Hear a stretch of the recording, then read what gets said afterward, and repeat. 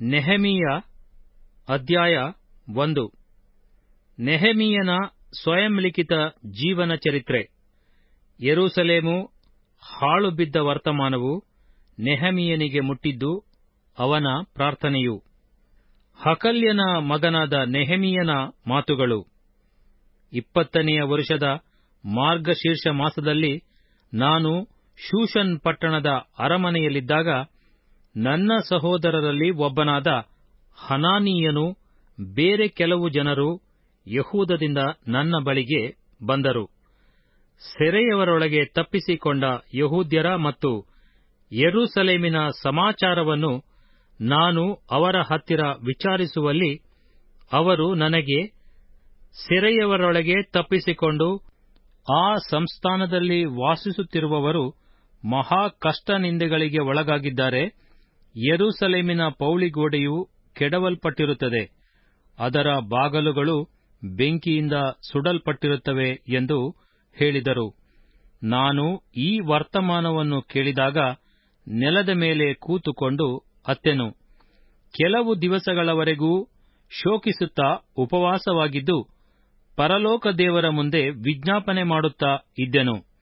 ಆ ವಿಜ್ಞಾಪನೆಗಳಲ್ಲಿ ನಾನು, ಯೆಹೋವನೇ, ಮಹೋನ್ನತನೂ ಭಯಂಕರನೂ ಆಗಿರುವ ಪರಲೋಕ ದೇವರೇ, ನಿನ್ನನ್ನು ಪ್ರೀತಿಸಿ ನಿನ್ನ ಆಜ್ಞೆಗಳನ್ನು ಅನುಸರಿಸುವವರಿಗೆ ಮಾಡಿದ ಕೃಪಾ ವಾಗ್ದಾನಗಳನ್ನು ನೆರವೇರಿಸುವವನೇ, ಕೃಪೆ ಮಾಡಿ ಕಿವಿಗೊಡಬೇಕು, ಕಟಾಕ್ಷಿಸಬೇಕು, ನಿನ್ನ ಸೇವಕನ ಪ್ರಾರ್ಥನೆಯನ್ನು ಲಾಲಿಸಬೇಕು.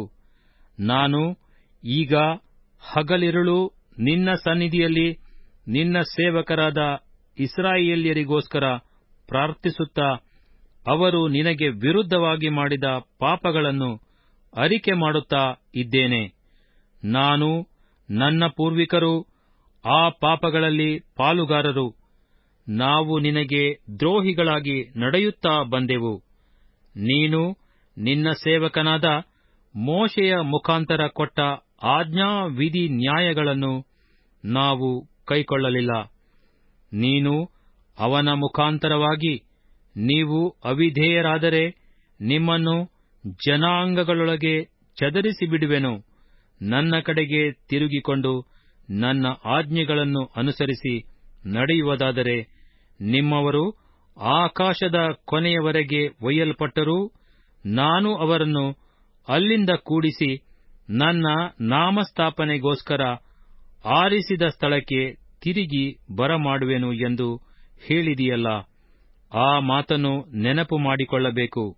ಸ್ವಾಮಿ, ಅವರು ನಿನ್ನ ಸೇವಕರು, ನೀನು ನಿನ್ನ ಮಹಾಶಕ್ತಿ ಭುಜ ಪರಾಕ್ರಮಗಳಿಂದ ವಿಮೋಚಿಸಿದ ನಿನ್ನ ಪ್ರಜೆಗಳು ಆಗಿರುತ್ತಾರಲ್ಲ.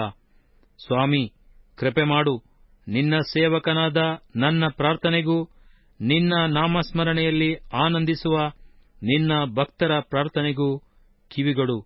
ನಿನ್ನ ಸೇವಕನು ಈ ಹೊತ್ತು ಆ ಮನುಷ್ಯನ ದಯೆಗೆ ಪಾತ್ರನಾಗಿ ಕೃತಾರ್ಥನಾಗುವಂತೆ ಅನುಗ್ರಹಿಸಬೇಕು ಎಂದು ಪ್ರಾರ್ಥಿಸಿದನು.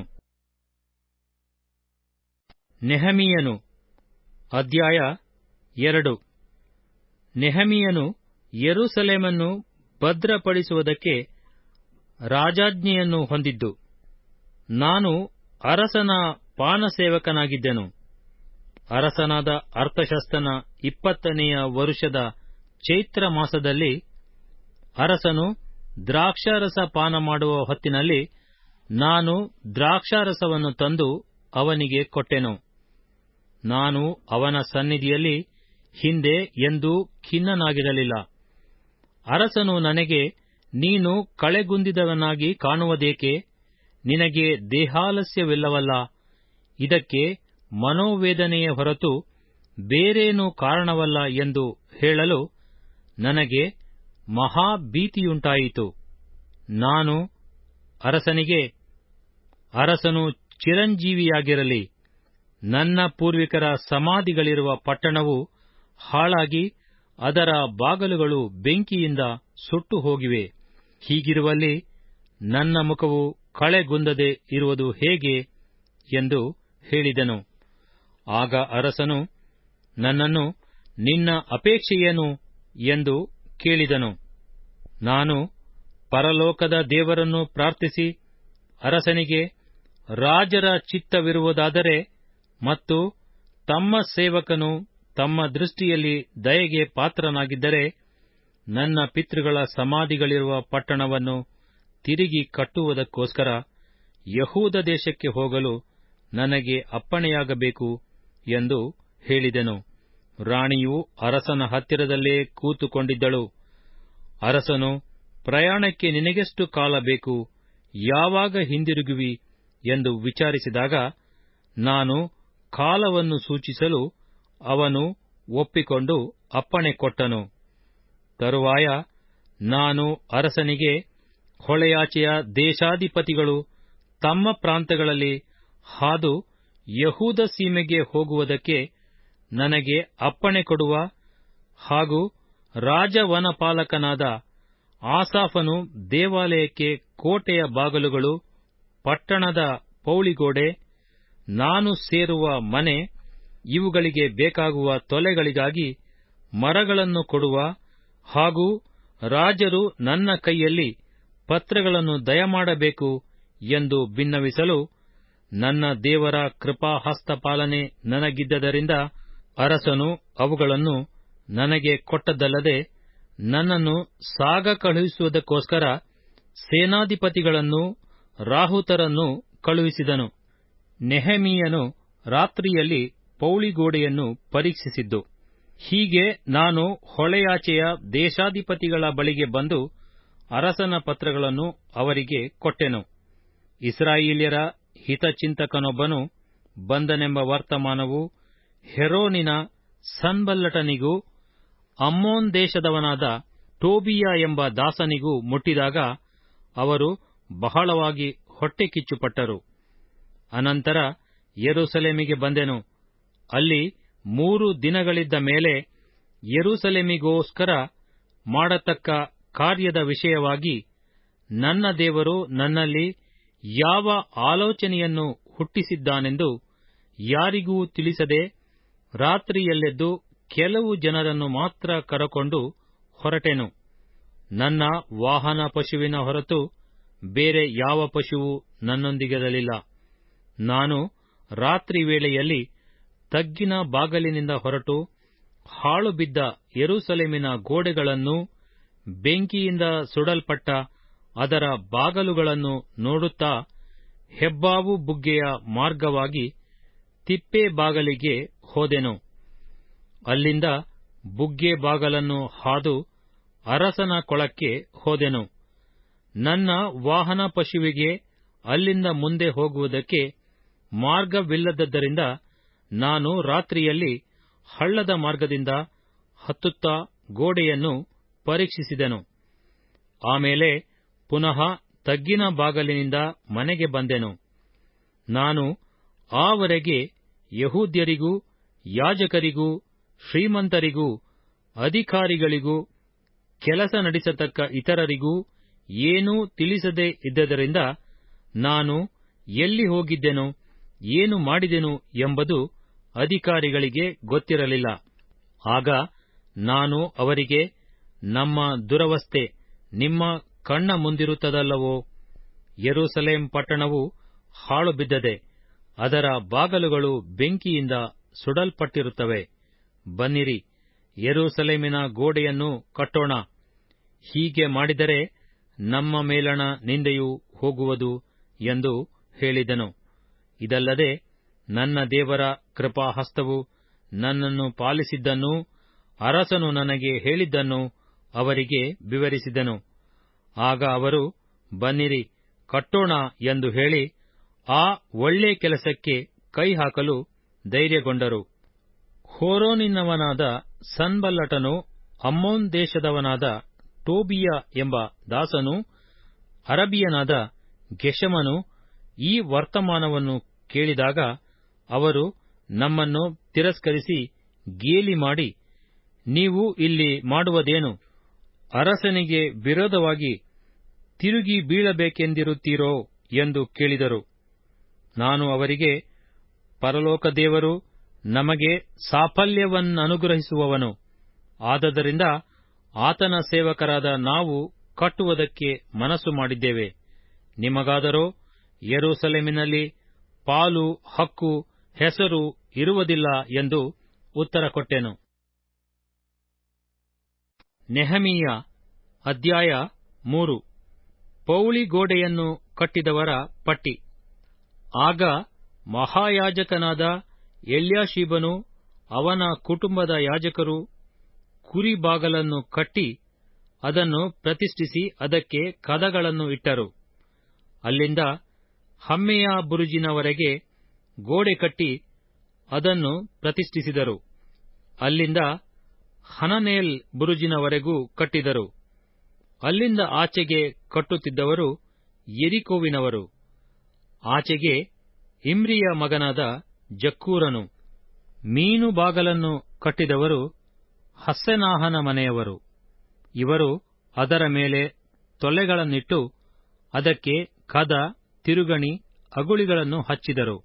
ಅಲ್ಲಿಂದ ಮುಂದಕ್ಕೆ ಗೋಡೆಯನ್ನು ಜೀರ್ಣೋದ್ಧಾರ ಮಾಡಿಸಿದವನು ಊರೀಯನ ಮಗನೂ ಹಕ್ಕೋಚನ ಮೊಮ್ಮಗನೂ ಆಗಿರುವ ಮೆರೆಮೋತ್.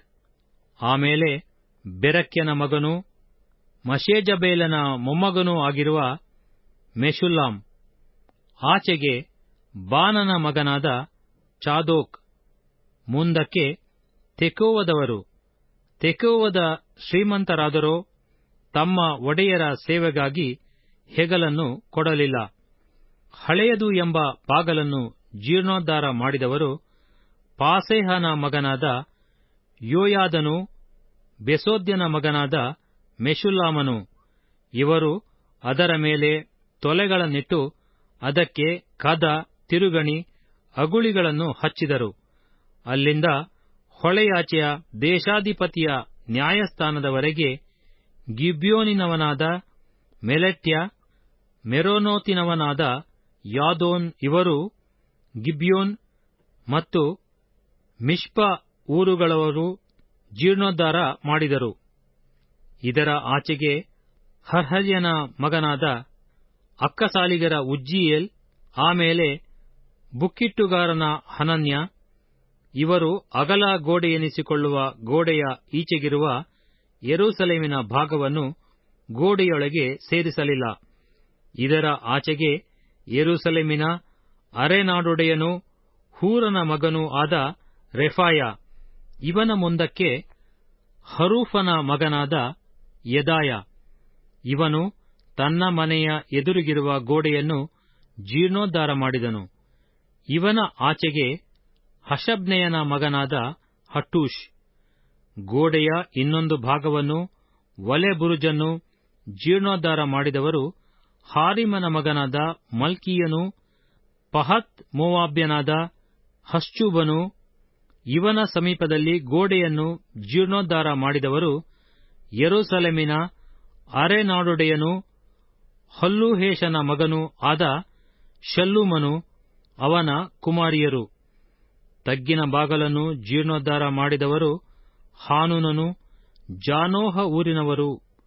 ಇವರು ಅದರ ಗೋಡೆಯನ್ನು ಕಟ್ಟಿ ಅದಕ್ಕೆ ಕದ, ತಿರುಗಣಿ, ಅಗುಳಿಗಳನ್ನು ಹಚ್ಚಿ ಅಲ್ಲಿಂದ ತಿಪ್ಪೆ ಬಾಗಲಿನವರೆಗೂ 1000 ಮೊಳದ ಗೋಡೆಯನ್ನು ಕಟ್ಟಿದರು. ತಿಪ್ಪೆ ಬಾಗಲನ್ನು ಜೀರ್ಣೋದ್ಧಾರ ಮಾಡಿದವನು ಬೇತ್ ಹಕ್ಕೆರೆಮಿನ ನಾಡೊಡೆಯನೂ ರೇಕಾಬನ ಮಗನೂ ಆದ ಮಲ್ಕೀಯನು. ಇವನು ಅದರ ಗೋಡೆಯನ್ನು ಕಟ್ಟಿ ಅದಕ್ಕೆ ಕದ, ತಿರುಗಣಿ, ಅಗುಳಿಗಳನ್ನು ಹಚ್ಚಿದನು. ಬುಗ್ಗೆ ಬಾಗಲನ್ನು ಜೀರ್ಣೋದ್ಧಾರ ಮಾಡಿದವನು ಮಿಷ್ಪದ ನಾಡೊಡೆಯನೂ ಕೊಲ್ಹೋಜೆಯ ಮಗನೂ ಆದ ಶಲ್ಲೂನ್. ಇವನು ಅದರ ಗೋಡೆಯನ್ನು ಕಟ್ಟಿ ಅದಕ್ಕೆ ಮಾಳಿಗೆಯನ್ನು ಹಾಕಿ ಕದ, ತಿರುಗಣಿ, ಅಗುಳಿಗಳನ್ನು ಹಚ್ಚಿ ದಾವೀದನಗರದಿಂದಿಳಿದು ಬರುವ ಸೋಪಾನಗಳ ಈಚೆ ಅರಸನ ತೋಟದ ಬಳಿಯಲ್ಲಿರುವ ಸಿಲೋವ ಕೊಳದ ಗೋಡೆಯನ್ನು ಕಟ್ಟಿದನು. ಇವನ ಆಚೆ, ಅಂದರೆ ದಾವೀದನ ಸಮಾಧಿಯ ಎದುರಿನಲ್ಲಿರುವ ಕೊಳ, ಸಿಪಾಯರ ಠಾಣ, ಇವುಗಳವರೆಗೂ ಜೀರ್ಣೋದ್ಧಾರ ಮಾಡಿದವನು ಬೇಚೂರಿನ ಅರೆನಾಡೊಡೆಯನೂ ಅಜ್ಬೂಕನ ಮಗನೂ ಆದ ನೆಹೆಮೀಯನು.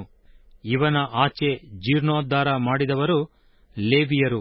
ಅವರಲ್ಲಿ ಮೊದಲು ಬಾನಿಯ ಮಗನಾದ ರೆಹೂಮ್. ಇವನ ಸಮೀಪದಲ್ಲಿ ತನ್ನ ನಾಡಿನವರೊಡನೆ ಕಟ್ಟುತ್ತಿದ್ದ ಕೆಯೀಲದ ಅರೆನಾಡೊಡೆಯನಾದ ಹಷಬ್ಯ. ಇವರ ಆಚೆ ಇವರ ಬಂಧುಗಳಲ್ಲಿ ಕೆಯೀಲದ ಎರಡನೆಯ ಅರೆನಾಡೊಡೆಯನೂ ಹೇನಾದಾದನ ಮಗನೂ ಆದ ಬವ್ವೈ.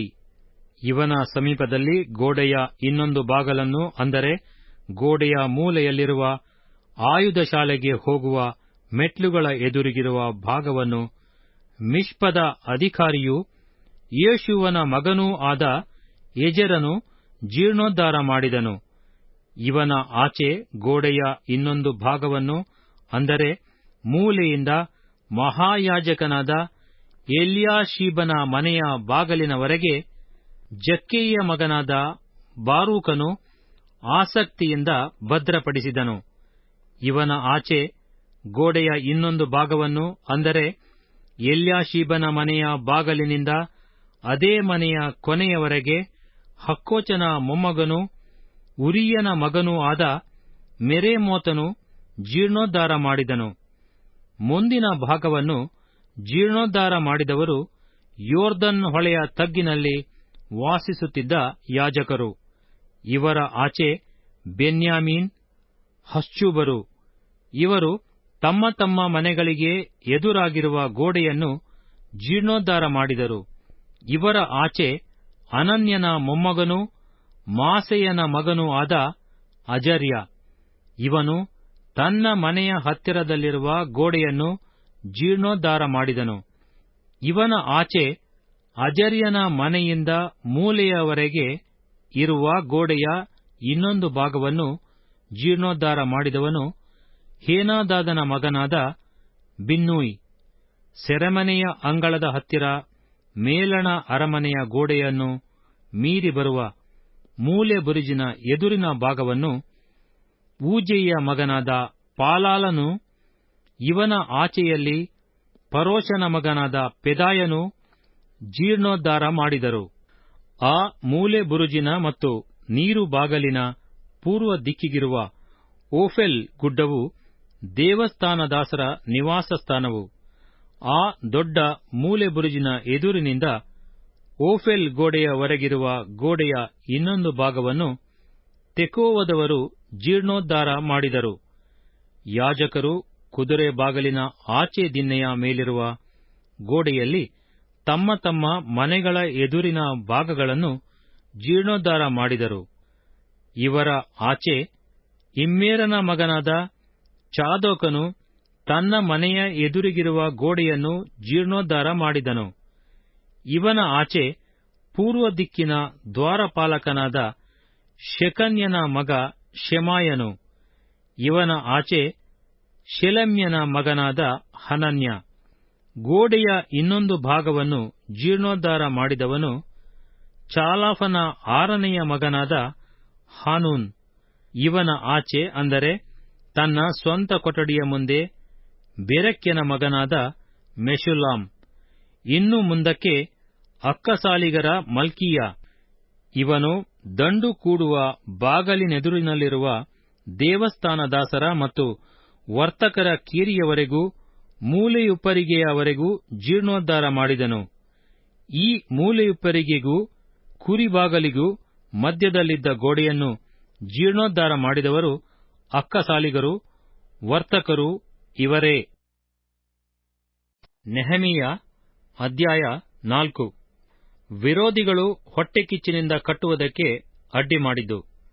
ನಾವು ಪೌಳಿಗೋಡೆಯನ್ನು ಕಟ್ಟುತ್ತಿದ್ದ ಸುದ್ದಿಯು ಸನ್ಬಲ್ಲಟನಿಗೆ ಮುಟ್ಟಿದಾಗ ಅವನು ಬಲು ಹೊಟ್ಟೆಕಿಚ್ಚು ಸಿಟ್ಟು ಉಳ್ಳವನಾಗಿ ತನ್ನ ಸಹೋದರರ ಮುಂದೆಯೂ ಸಮಾರ್ಯದ ದಂಡಿನವರ ಮುಂದೆಯೂ, ನಿತ್ರಾಣಿಗಳಾದ ಈ ಯೆಹೂದ್ಯರು ಮಾಡುವುದೇನು? ಇವರು ತಮ್ಮನ್ನು ಬಲಪಡಿಸಿಕೊಳ್ಳಬೇಕೆಂದಿರುವರೋ? ಯಜ್ಞವನ್ನರ್ಪಿಸುವರೋ? ಈ ಹೊತ್ತೇ ಈ ಕೆಲಸವನ್ನು ತೀರಿಸುವರೇನು?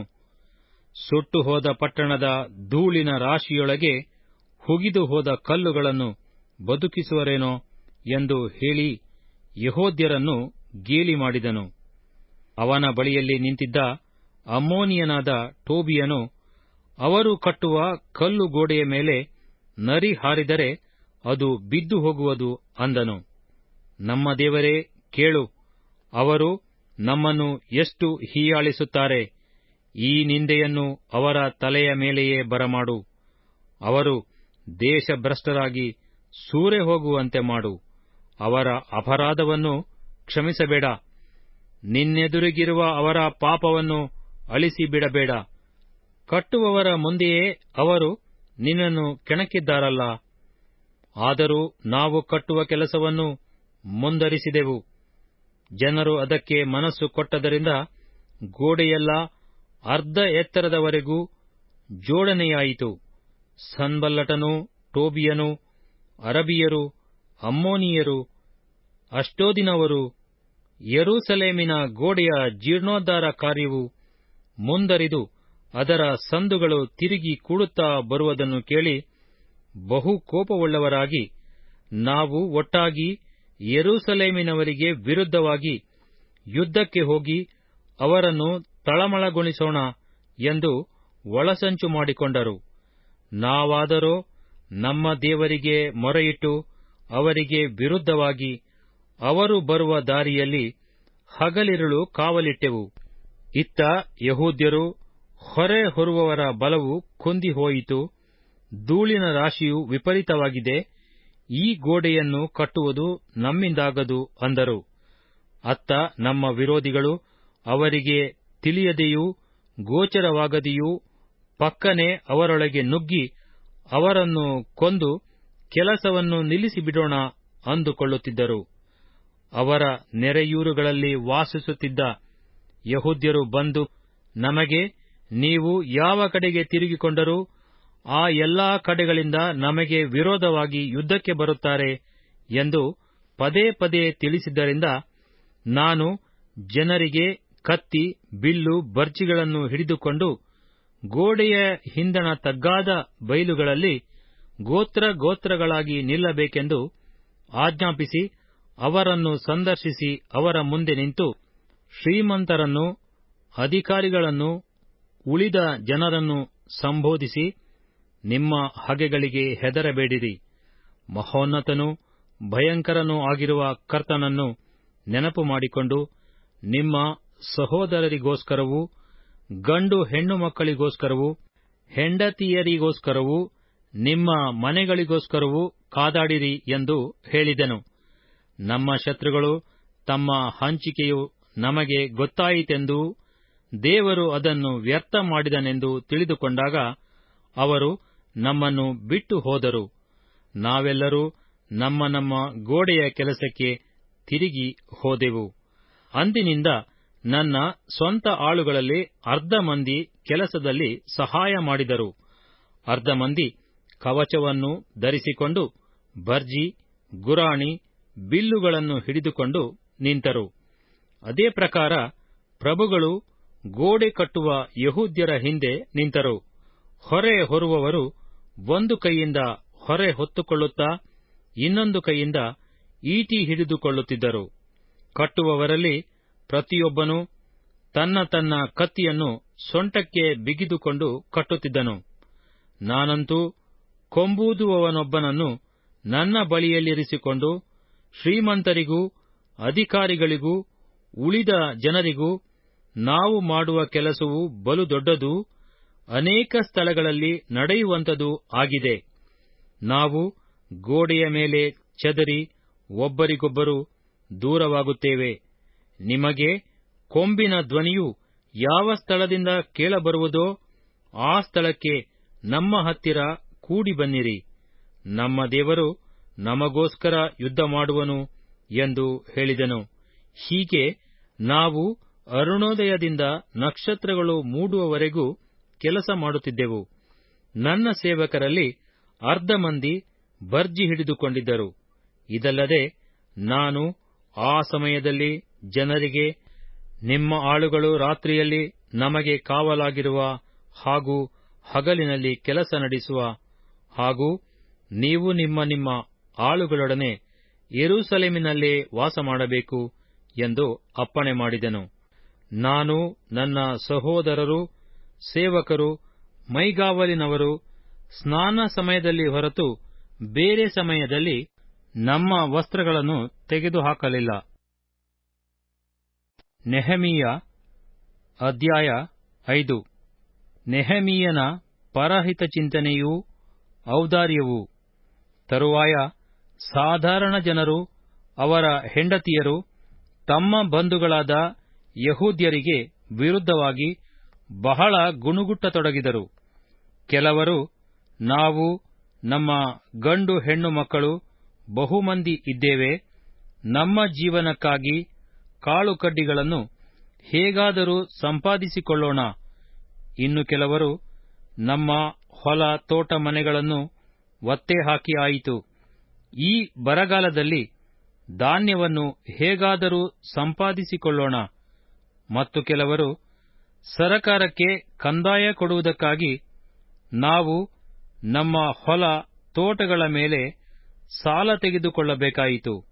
ಆ ನಮ್ಮ ಸಹೋದರರ ಕುಲಕ್ಕೂ ನಮ್ಮ ಕುಲಕ್ಕೂ ಅವರ ಮಕ್ಕಳಿಗೂ ನಮ್ಮ ಮಕ್ಕಳಿಗೂ ಏನು ಹೆಚ್ಚು ಕಡಿಮೆ ನೋಡಿರಿ. ನಾವು ನಮ್ಮ ಗಂಡು ಹೆಣ್ಣು ಮಕ್ಕಳನ್ನು ಪರರಿಗೆ ದಾಸರನ್ನಾಗಿ ಕೊಡಬೇಕಾಯಿತು. ನಮ್ಮ ಹೆಣ್ಣು ಮಕ್ಕಳಲ್ಲಿ ಕೆಲವರನ್ನು ಇಷ್ಟರಲ್ಲೇ ಅಪಹರಿಸಿದರು. ನಮ್ಮ ಯತ್ನವೇನೂ ಸಾಗುವುದಿಲ್ಲ. ನಮ್ಮ ಹೊಲ ತೋಟಗಳು ಪರಾಧೀನವಾದವು ಎಂದು ಗುಣುಗುಟ್ಟಿದರು. ಅವರ ಬೊಬ್ಬೆಯನ್ನೂ ಮಾತುಗಳನ್ನೂ ಕೇಳಿದಾಗ ನನಗೆ ಬಲು ಸಿಟ್ಟಾಯಿತು. ನಾನು ತುಸು ಆಲೋಚಿಸಿಕೊಂಡು ಶ್ರೀಮಂತರಿಗೂ ಅಧಿಕಾರಿಗಳಿಗೂ, ನೀವು ನಿಮ್ಮ ಸಹೋದರರಿಂದ ಬಡ್ಡಿ ತೆಗೆದುಕೊಳ್ಳುವುದೆಂದರೇನು ಎಂದು ಹೇಳಿ ಅವರೊಡನೆ ಬಹಳವಾಗಿ ಹೆಣಗಾಡಿ ಅವರಿಗೆ ವಿರೋಧವಾಗಿ ಮಹಾಸಭೆಯನ್ನು ಕೂಡಿಸಿ, ನಾವು ನಮ್ಮಿಂದಾಗುವಷ್ಟು ಮಟ್ಟಿಗೆ ನಮ್ಮ ಸಹೋದರರಾದ ಯಹೂದ್ಯರಲ್ಲಿ ಅನ್ಯಜನರಿಗೆ ಮಾರಲ್ಪಟ್ಟವರನ್ನು ಹಣಕೊಟ್ಟು ಬಿಡಿಸುತ್ತಿದ್ದೆವು. ಈಗ ನೀವು ನಿಮ್ಮ ಸಹೋದರರನ್ನು ಮಾರಿಬಿಡುತ್ತೀರಿ, ಆಮೇಲೆ ಅವರನ್ನು ನಾವು ಕೊಂಡುಕೊಳ್ಳಬೇಕೇನು ಅನ್ನಲು ಅವರು ಉತ್ತರ ಕೊಡದೆ ಸುಮ್ಮನಿದ್ದರು. ಆಮೇಲೆ ನಾನು ಅವರಿಗೆ, ನೀವು ಮಾಡಿದ್ದು ಒಳ್ಳೆಯದಲ್ಲ. ನಾವು ನಮ್ಮ ವಿರೋಧಿಗಳಾಗಿರುವ ಅನ್ಯಜನರ ನಿಂದೆಗೆ ಗುರಿಯಾಗದಂತೆ ದೇವರಲ್ಲಿ ಭಯಭಕ್ತಿಯುಳ್ಳವರಾಗಿ ನಡೆದುಕೊಳ್ಳಬೇಕಲ್ಲವೇ? ನಾನು, ನನ್ನ ಸಹೋದರರೂ ಸೇವಕರೂ ಸಹ ಅವರಿಗೆ ಹಣವನ್ನು ಧಾನ್ಯವನ್ನು ಬಡ್ಡಿಗೆ ಕೊಟ್ಟಿದ್ದೇವೆ. ಬಡ್ಡಿ ತೆಗೆದುಕೊಳ್ಳುವ ಪದ್ಧತಿಯನ್ನು ಬಿಟ್ಟು ಬಿಡೋಣ. ಅವರ ಹೊಲ, ದ್ರಾಕ್ಷೆ ತೋಟ, ಎಣ್ಣೆ ಮರಗಳ ತೋಪು, ಮನೆ ಇವುಗಳನ್ನು ನೀವು ಕೊಟ್ಟ ಹಣ, ಧಾನ್ಯ, ದ್ರಾಕ್ಷಾರಸ, ಎಣ್ಣೆ ಇವುಗಳಿಗೋಸ್ಕರ ಶೇಕಡ ಇಷ್ಟೆಂದು ತೆಗೆದುಕೊಂಡಿರುವ ಬಡ್ಡಿಯನ್ನು ದಯವಿಟ್ಟು ಈ ಹೊತ್ತೇ ಹಿಂದಕ್ಕೆ ಕೊಡಿರಿ ಎಂದು ಹೇಳಿದೆನು. ಅವರು, ಹಿಂದಕ್ಕೆ ಕೊಡುತ್ತೇವೆ, ಅವರಿಂದ ಏನೂ ಕೇಳುವುದಿಲ್ಲ, ನೀನು ಹೇಳಿದಂತೆಯೇ ಮಾಡುತ್ತೇವೆ ಎಂದು ಉತ್ತರ ಕೊಟ್ಟರು. ಆಗ ನಾನು ಯಾಜಕರನ್ನು ಕರೆಸಿ ಈ ಮಾತಿನಂತೆ ನಡೆಯುವುದಾಗಿ ಅವರಿಂದ ಪ್ರಮಾಣ ಮಾಡಿಸಿದೆನು. ಇದಲ್ಲದೆ ನನ್ನ ಉಡಿಲನ್ನು ಝಾಡಿಸಿ ಅವರಿಗೆ ಈಗ ಕೊಟ್ಟ ಮಾತನ್ನು ಕೈಕೊಳ್ಳದ ಪ್ರತಿಯೊಬ್ಬನನ್ನು ದೇವರು ಅವನ ಮನೆಯಿಂದಲೂ ಸ್ವಾಸ್ಥ್ಯದಿಂದಲೂ ಈ ಪ್ರಕಾರವೇ ಝಾಡಿಸಿಬಿಡಲಿ. ಅವನು ಉಡಿಲಿನಂತೆಯೇ ಝಾಡಿಸಲ್ಪಡಲಿ, ಬರಿದಾಗಲಿ ಅಂದೆನು. ಕೂಡಲೇ ಸಭೆಯವರೆಲ್ಲ ಹಾಗೆಯೇ ಆಗಲಿ ಎಂದು ಹೇಳಿ ಯೆಹೋವನನ್ನು ಕೊಂಡಾಡಿ ಕೊಟ್ಟ ಮಾತನ್ನು ಕೈಗೊಂಡರು. ಅರಸನಾದ ಅರ್ತಷಸ್ತನು ನನ್ನನ್ನು ಯಹೂದ ದೇಶದ ಅಧಿಪತಿಯನ್ನಾಗಿ ನೇಮಿಸಿದಂದಿನಿಂದ 12 ವರುಷಗಳವರೆಗೆ, ಅಂದರೆ ಅವನ ಆಳಿಕೆಯ 20ನೆಯ ವರುಷದಿಂದ 32ನೆಯ ವರುಷದವರೆಗೆ ನಾನಾಗಲಿ ನನ್ನ ಸಹೋದರರಾಗಲಿ ದೇಶಾಧಿಪತಿಗೆ ಸಲ್ಲತಕ್ಕ ಆಯದಿಂದ ಜೀವನ ಮಾಡಲಿಲ್ಲ. ನನಗಿಂತ ಮುಂಚೆ ಇದ್ದ ದೇಶಾಧಿಪತಿಗಳು ಜನರ ಮೇಲೆ ಬಹಳ ಭಾರ ಹಾಕಿ ಅವರಿಂದ ದಿನಕ್ಕೆ 40 ರೂಪಾಯಿಯ ಆಹಾರವನ್ನು ದ್ರಾಕ್ಷಾರಸವನ್ನು ತೆಗೆದುಕೊಂಡದ್ದಲ್ಲದೆ ಅವರ ಸೇವಕರು ಜನರ ಮೇಲೆ ದೊರೆತನ ನಡೆಸಿದರು. ನಾನಾದರೋ ದೇವರಲ್ಲಿ ಭಯಭಕ್ತಿಯುಳ್ಳವನಾಗಿ ಇರುವುದರಿಂದ ಹಾಗೆ ಮಾಡದೆ ಆ ಗೋಡೆ ಕಟ್ಟುವುದರಲ್ಲಿ ನಿರತನಾಗಿದ್ದೆನು. ಮತ್ತು ನನ್ನ ಎಲ್ಲಾ ಸೇವಕರೂ ಪ್ರತಿದಿನ ಆ ಕೆಲಸಕ್ಕೆ ಬರುವಂತೆ ನೋಡುತ್ತಿದ್ದೆನು. ನಾವು ಅಲ್ಲಿ ಭೂಸ್ಥಿತಿಯನ್ನು ಸಂಪಾದಿಸಿಕೊಂಡಿರಲಿಲ್ಲ. ಇದಲ್ಲದೆ ಯೆಹೂದ್ಯರಲ್ಲಿ 150 ಮಂದಿ ಅಧಿಕಾರಿಗಳೂ ಸುತ್ತಣ ಜನಾಂಗಗಳ ಮಧ್ಯದಿಂದ ನಮ್ಮ ಬಳಿಗೆ ಬರುತ್ತಿದ್ದವರು ನನ್ನ ಪಂಕ್ತಿಯಲ್ಲಿ ಊಟ ಮಾಡುತ್ತಿದ್ದರು. ಪ್ರತಿದಿನ 1 ಹೋರಿ, 6 ಕೊಬ್ಬಿದ ಕುರಿ, ಕೆಲವು ಕೋಳಿಗಳು ನಮ್ಮ ಭೋಜನಕ್ಕಾಗಿ ಸಿದ್ಧವಾಗುತ್ತಿದ್ದವು. 10 ದಿವಸಕ್ಕೊಮ್ಮೆ ನಾನು ಎಲ್ಲಾ ತರದ ದ್ರಾಕ್ಷಾರಸವನ್ನು ಬೇಕಾಗುವಷ್ಟು ಒದಗಿಸಿಕೊಡುತ್ತಿದ್ದೆನು. ನನಗೆ ಇಷ್ಟು ವೆಚ್ಚವಾಗುತ್ತಿದ್ದರೂ ಆ ಜನರು ಮಾಡತಕ್ಕ ಕೆಲಸವು ಬಹು ಭಾರವಾಗಿದ್ದರಿಂದ ನಾನು ದೇಶಾಧಿಪತಿಗೆ ಸಲ್ಲತಕ್ಕ ಆಯವನ್ನು ಕೇಳಲೇ ಇಲ್ಲ. ನನ್ನ ದೇವರೇ, ನಾನು ಆ ಜನರಿಗೋಸ್ಕರ ಮಾಡಿದ್ದೆಲ್ಲವನ್ನೂ ನನ್ನ ಹಿತಕ್ಕಾಗಿ ನೆನಪು ಮಾಡಿಕೋ. ನೆಹಮೀಯ ಅಧ್ಯಾಯ 6. ನೆಹಮೀಯನು ಗೋಡೆಯನ್ನು ತೀರಿಸಿ ಕದಗಳನ್ನು ಹಚ್ಚಿಸಿ ಕಾವಲುಗಾರರನ್ನು ನೇಮಿಸಿದ್ದು. ವಿರೋಧಿಗಳ ಕುಯುಕ್ತಿ ತಂತ್ರಗಳು. ನಾನು ಗೋಡೆಯನ್ನು ಕಟ್ಟಿಸಿ ತೀರಿಸಿ ಬಾಗಲುಗಳಿಗೆ ಕದಗಳನ್ನು ಇನ್ನೂ ಹಚ್ಚಿಸದಿದ್ದರೂ ಎಲ್ಲಾ ಸಂದುಗಳನ್ನು ಕೂಡಿಸಿದ ಸಂಗತಿಯು ಸನ್ಬಲ್ಲಟ್, ಟೋಬೀಯ, ಅರಬಿಯನಾದ ಗೆಷೆಮ್ ಇವರಿಗೂ ನಮ್ಮ ಬೇರೆ ವಿರೋಧಿಗಳಿಗೂ ಗೊತ್ತಾದಾಗ, ಅವರಲ್ಲಿ ಸನ್ಬಲ್ಲಟ್, ಗೆಷೆಮರು ನನಗೆ ಓನೋ ತಗ್ಗಿನ ಹಕ್ಕೆಫೀರಿಮಿನಲ್ಲಿ ಒಬ್ಬರನ್ನೊಬ್ಬರು ಎದುರುಗೊಳ್ಳೋಣ ಬಾ ಎಂದು ಹೇಳಿ ಕಳುಹಿಸಿದರು. ಅವರು ನನಗೆ ಕೇಡು ಬಗೆಯುವರು ಎಂದು ತಿಳಿದು ನಾನು ದೂತರ ಮುಖಾಂತರವಾಗಿ ಅವರಿಗೆ, ನನಗೆ ದೊಡ್ಡ ಜಂಬರ ಉಂಟು, ಅದನ್ನು ಬಿಟ್ಟು ನಿಮ್ಮ ಬಳಿಗೆ ಬಂದರೆ ಕೆಲಸವು ನಿಂತು ಹೋಗುವುದು, ನಾನು ಬರಲಾರೆನು ಎಂದು ಹೇಳಿಸಿದೆನು. ಅವರು 4 ಸಾರಿ ನನಗೆ ಅದೇ ಪ್ರಕಾರ ಹೇಳಿ ಕಳುಹಿಸಿದರೂ ನಾನು ಅದೇ ಉತ್ತರ ಕೊಟ್ಟೆನು. 5ನೆಯ ಸಾರಿ ಸನ್ಬಲ್ಲಟನು ಅದೇ ಉದ್ದೇಶದಿಂದ ತನ್ನ ಸ್ವಂತ ಸೇವಕನ ಮುಖಾಂತರವಾಗಿ ಮುಚ್ಚದಿರುವ ಒಂದು ಪತ್ರವನ್ನು ಕಳುಹಿಸಿದನು. ಅದರಲ್ಲಿ ಗೆಷೆಮ್ ಎಂಬವನು ನನಗೆ ತಿಳಿಸಿದ ಪ್ರಕಾರ, ನೀನೂ ಯೆಹೂದ್ಯರೂ ತಿರುಗಿ ಬೀಳಬೇಕೆಂದಿದ್ದೀರಿ, ಅದರಿಂದಲೇ ನೀನು ಆ ಗೋಡೆಯನ್ನು ಕಟ್ಟಿಸುತ್ತೀ ಮತ್ತು ನೀನು ಅವರ ಅರಸನಾಗುವಿಯೆಂಬ ಸುದ್ದಿಯು ಜನರಲ್ಲಿ ಹಬ್ಬಿರುತ್ತದೆ. ಇದಲ್ಲದೆ ಯೆಹೂದದಲ್ಲಿ ಒಬ್ಬ ಅರಸನಿರುತ್ತಾನೆಂದು ನಿನ್ನನ್ನು ಕುರಿತು ಯೆರೂಸಲೇಮಿನಲ್ಲಿ ಪ್ರಕಟಿಸುವುದಕ್ಕೋಸ್ಕರ ಪ್ರವಾದಿಗಳನ್ನು ನೇಮಿಸಿದ್ದಿ ಎಂಬುದಾಗಿ ಹೇಳುತ್ತಾರೆ. ಈ ಸುದ್ದಿ ರಾಜನಿಗೂ ಮುಟ್ಟುವುದು. ಆದದರಿಂದ ಕೂಡಿ ಮಾತಾಡೋಣ ಬಾ ಎಂದು ಬರೆದಿತ್ತು. ಅದಕ್ಕೆ, ನೀನು ಬರೆದಂಥದು ಏನೂ ನಡೆದಿಲ್ಲ, ಅದನ್ನು ನೀನೇ ನಿನ್ನ ಮನಸ್ಸಿನಲ್ಲಿ ಕಲ್ಪಿಸಿಕೊಂಡಿದ್ದಿ ಎಂದು ಹೇಳಿ ಕಳುಹಿಸಿದನು. ಹೀಗೆ ಎಲ್ಲರೂ ಇವರ ಕೈಗಳು ಜೋಲು ಬಿದ್ದು ಕೆಲಸವನ್ನು ತೀರಿಸದೆ ಬಿಡಲಿ ಅಂದುಕೊಂಡು ನಮ್ಮನ್ನು ಹೆದರಿಸುವುದಕ್ಕೆ ಪ್ರಯತ್ನಿಸಿದರು. ನನ್ನ ದೇವರೇ, ನನ್ನ ಕೈಗಳನ್ನು ಬಲಪಡಿಸು. ಒಂದು ದಿವಸ ನಾನು ಮೆಹೇಟಬೇಲನ ಮೊಮ್ಮಗನೂ ದೆಲಾಯನ ಮಗನೂ ಆದ ಶೆಮಾಯನ ಮನೆಗೆ ಹೋದೆನು. ಅವನು ಅಲ್ಲಿ ಅಡಗಿಕೊಂಡಿದ್ದನು. ಅವನು ನನಗೆ, ನಿನ್ನನ್ನು ಕೊಲ್ಲುವುದಕ್ಕೆ ಬರುತ್ತಾರೆ, ಈ ರಾತ್ರಿಯೇ ಬರುತ್ತಾರೆ.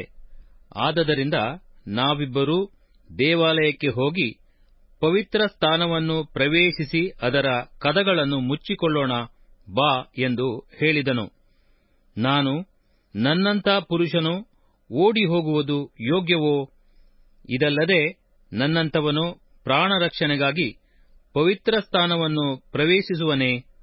ನಾನು ಬರುವುದಿಲ್ಲ ಎಂದು ಉತ್ತರ ಕೊಟ್ಟೆನು.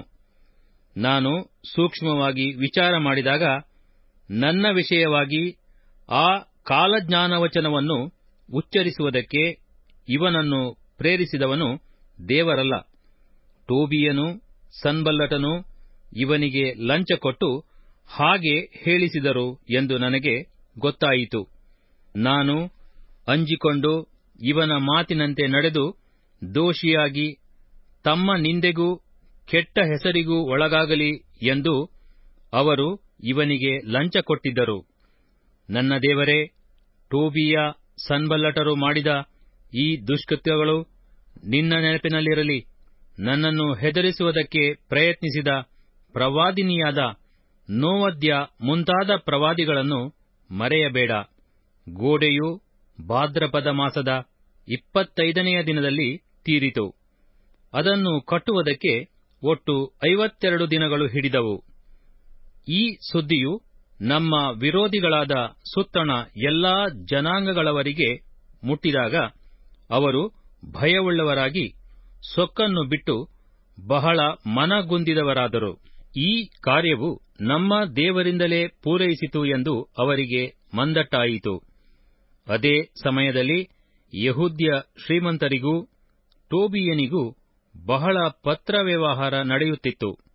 ಯಾಕಂದರೆ ಅವನು ಆರಹನ ಮಗನಾದ ಶೆಕನ್ಯನ ಅಳಿಯನೂ, ಯೆಹೋಹಾನಾನನೆಂಬ ಅವನ ಮಗನೂ, ಬೆರೆಕ್ಯನ ಮಗನಾದ ಮೆಷುಲ್ಲಾಮನ ಮಗಳನ್ನು ಮದುವೆ ಮಾಡಿಕೊಂಡವನೂ ಆಗಿದ್ದರಿಂದ ಯೆಹೂದ್ಯರಲ್ಲಿ ಅನೇಕರು ಅವನಿಗೆ ಪ್ರಮಾಣ ಮಾಡಿ ವಶವಾಗಿದ್ದರು. ಅವರು ಅವನ ಒಳ್ಳೆತನವನ್ನೇ ನನ್ನ ಮುಂದೆ ವರ್ಣಿಸುತ್ತಾ ನನ್ನ ಮಾತುಗಳನ್ನು ಅವನಿಗೆ ತಿಳಿಸುತ್ತಾ ಇದ್ದರು. ಟೋಬೀಯನು ನನ್ನಲ್ಲಿ ಭಯ ಹುಟ್ಟಿಸುವುದಕ್ಕೋಸ್ಕರ ನನಗೆ ಪತ್ರಗಳನ್ನು ಕಳುಹಿಸುತ್ತಿದ್ದನು. ನೆಹೆಮೀಯ ಅಧ್ಯಾಯ 7. ಗೋಡೆಯನ್ನು ಕಟ್ಟಿ ತೀರಿಸಿದ ನಂತರ ನಾನು ಕದಗಳನ್ನು ಹಚ್ಚಿಸಿದೆನು. ದ್ವಾರಪಾಲಕರು, ಗಾಯಕರು, ಲೇವಿಯರು ನೇಮಿಸಲ್ಪಟ್ಟರು. ಆಮೇಲೆ ನನ್ನ ತಮ್ಮನಾದ ಹನಾನಿಗೂ, ಬಲು ನಂಬಿಗಸ್ತನೂ ದೇವರಲ್ಲಿ ವಿಶೇಷ ಭಯಭಕ್ತಿಯುಳ್ಳವನೂ ದುರ್ಗಾಧಿಕಾರಿಯೂ ಆದ ಹನನ್ಯನಿಗೂ ಯೆರೂಸಲೇಮಿನ ಮೇಲ್ವಿಚಾರಣೆಯನ್ನು ಒಪ್ಪಿಸಿ, ಅವರಿಗೆ ಬಿಸಿಲು ಬಲಿಯುವುದಕ್ಕಿಂತ ಮೊದಲು ಯೆರೂಸಲೇಮಿನ ಬಾಗಲುಗಳನ್ನು ತೆರೆಯಬಾರದು, ಕಾವಲುಗಾರರು ಇನ್ನೂ ಇರುವಷ್ಟರಲ್ಲೇ ಕದಗಳನ್ನು ಮುಚ್ಚಿ ಭದ್ರಪಡಿಸಬೇಕು. ಇದಲ್ಲದೆ ಯೆರೂಸಲೇಮಿನ ನಿವಾಸಿಗಳೊಳಗೆ ಕಾವಲುಗಾರರನ್ನು ಗೊತ್ತು ಮಾಡಿರಿ. ಅವರಲ್ಲಿ ಪ್ರತಿಯೊಬ್ಬನನ್ನು ಅವನವನ ಮನೆಯ ಎದುರಿನಲ್ಲಿ ಕಾವಲಿರುವಂತೆ ನೇಮಿಸಬೇಕು ಎಂದು ಆಜ್ಞಾಪಿಸಿದೆನು. ಪಟ್ಟಣಕ್ಕೋಸ್ಕರ ನಿವಾಸಿಗಳನ್ನು ದೊರಕಿಸುವ ಉಪಾಯ. ಮುಂಚಿನ ಕಾನೇಶುಮಾರಿಯ ಪಟ್ಟಿ. ಪಟ್ಟಣವು ಎಲ್ಲಾ ಕಡೆಗಳಲ್ಲಿ ವಿಸ್ತಾರವಾಗಿದ್ದರೂ ಅದರೊಳಗೆ ಬಹು ಸ್ವಲ್ಪ ಜನರಿದ್ದರು. ಮನೆಗಳನ್ನು ಇನ್ನೂ ಕಟ್ಟಿರಲಿಲ್ಲ. ಹೀಗಿರಲಾಗಿ ನಾನು ನನ್ನ ದೇವರ ಪ್ರೇರಣೆಯಿಂದ ಶ್ರೀಮಂತರನ್ನೂ ಅಧಿಕಾರಿಗಳನ್ನೂ ಸಾಧಾರಣ ಜನರನ್ನೂ ಕಾನೇಶುಮಾರಿಗೋಸ್ಕರ ಕೂಡಿಸಿದೆನು. ಆಗ ಯೆರೂಸಲೇಮಿಗೆ ಮೊದಲು ಬಂದವರ ಹೆಸರುಗಳ ಪಟ್ಟಿಯು ನನಗೆ ಸಿಕ್ಕಿತು. ಅದರಲ್ಲಿ ಬರೆದಿದ್ದೇನೆಂದರೆ, ಸೆರೆಯಿಂದ ತಿರುಗಿ ಬಂದ ಯಹೂದ ಸಂಸ್ಥಾನದವರ ಕಾನೇಶುಮಾರಿ, ಬಾಬೆಲಿನ ಅರಸನಾದ ನೆಬೂಕದ್ನೆಚ್ಚರನಿಂದ ಸೆರೆ ಒಯ್ಯಲ್ಪಟ್ಟವರಲ್ಲಿ ಯೆರೂಸಲೇಮಿಗೂ ಯಹೂದ ಪ್ರಾಂತ್ಯದ ಸ್ವಂತ ಪಟ್ಟಣಗಳಿಗೂ ಜೆರುಬ್ಬಾಬೆಲ್, ಯೇಷೂವ, ನೆಹೆಮೀಯ, ಅಜರ್ಯ, Raamiah, ನಹಮಾನಿ, Mordecai, Bilshan, ಮಿಸ್ಪೆರತ್, Bigvai, Nehum, ಬಾಣ ಎಂಬ ನಾಯಕರೊಡನೆ ತಿರುಗಿ ಬಂದವರು ಯಾರೆಂದರೆ, ಸಾಧಾರಣರಾದ ಇಸ್ರಾಯೇಲ್ ಪುರುಷರ ಸಂಖ್ಯೆ.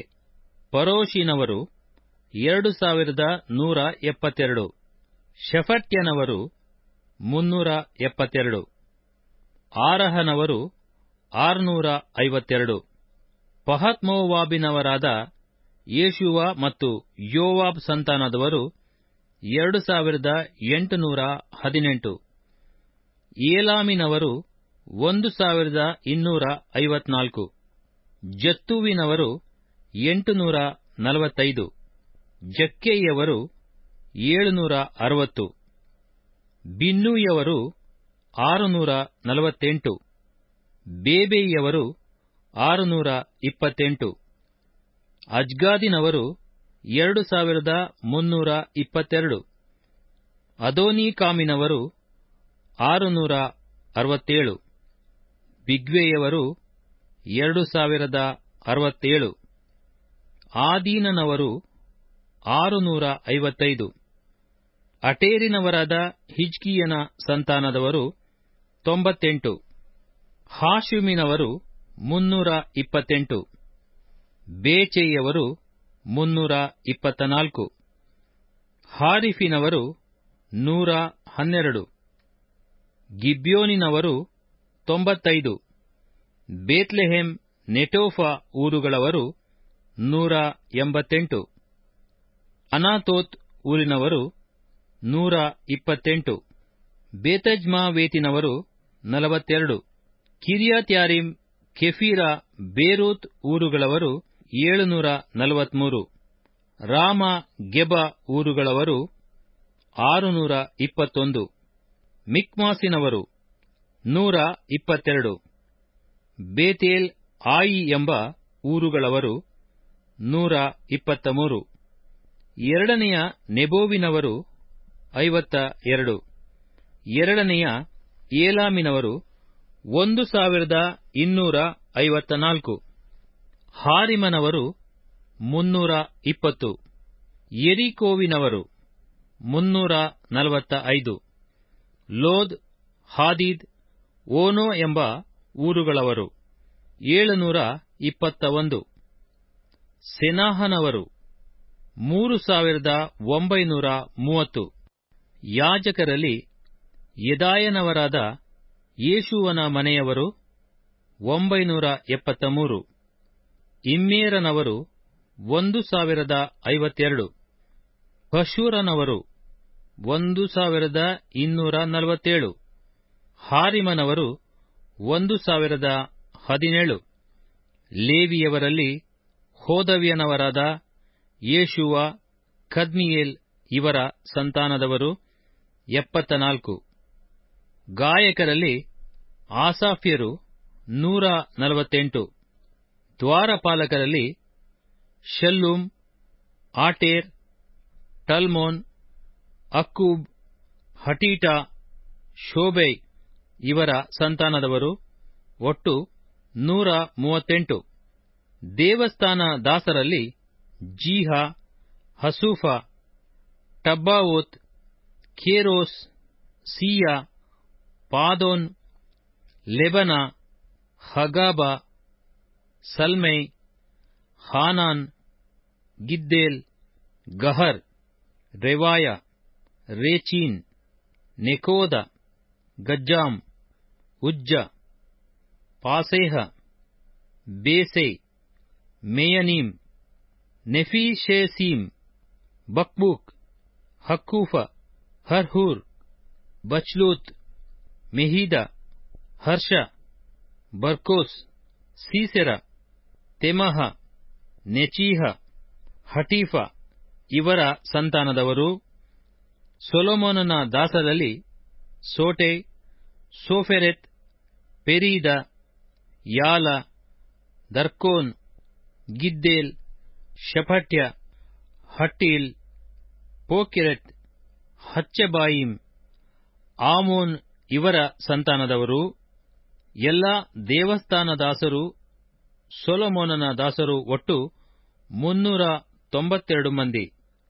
ತೇಲ್ಮೆಲಹ, ತೇಲ್ಹರ್ಷ, ಕೆರೂಬದ್ದೂನ್, ಇಮ್ಮೇರ್ ಎಂಬ ಊರುಗಳಿಂದ ಬಂದವರಾಗಿ ತಮ್ಮ ಗೋತ್ರ ವಂಶಾವಳಿಗಳನ್ನು ತೋರಿಸಿ ತಾವು ಇಸ್ರಾಯೇಲ್ಯರೆಂಬುದನ್ನು ಸ್ಥಾಪಿಸಲಾರದವರಾದ ದೆಲಾಯ, ಟೋಬೀಯ, ನೆಕೋದ ಇವರ ಸಂತಾನದವರು 642 ಮಂದಿ.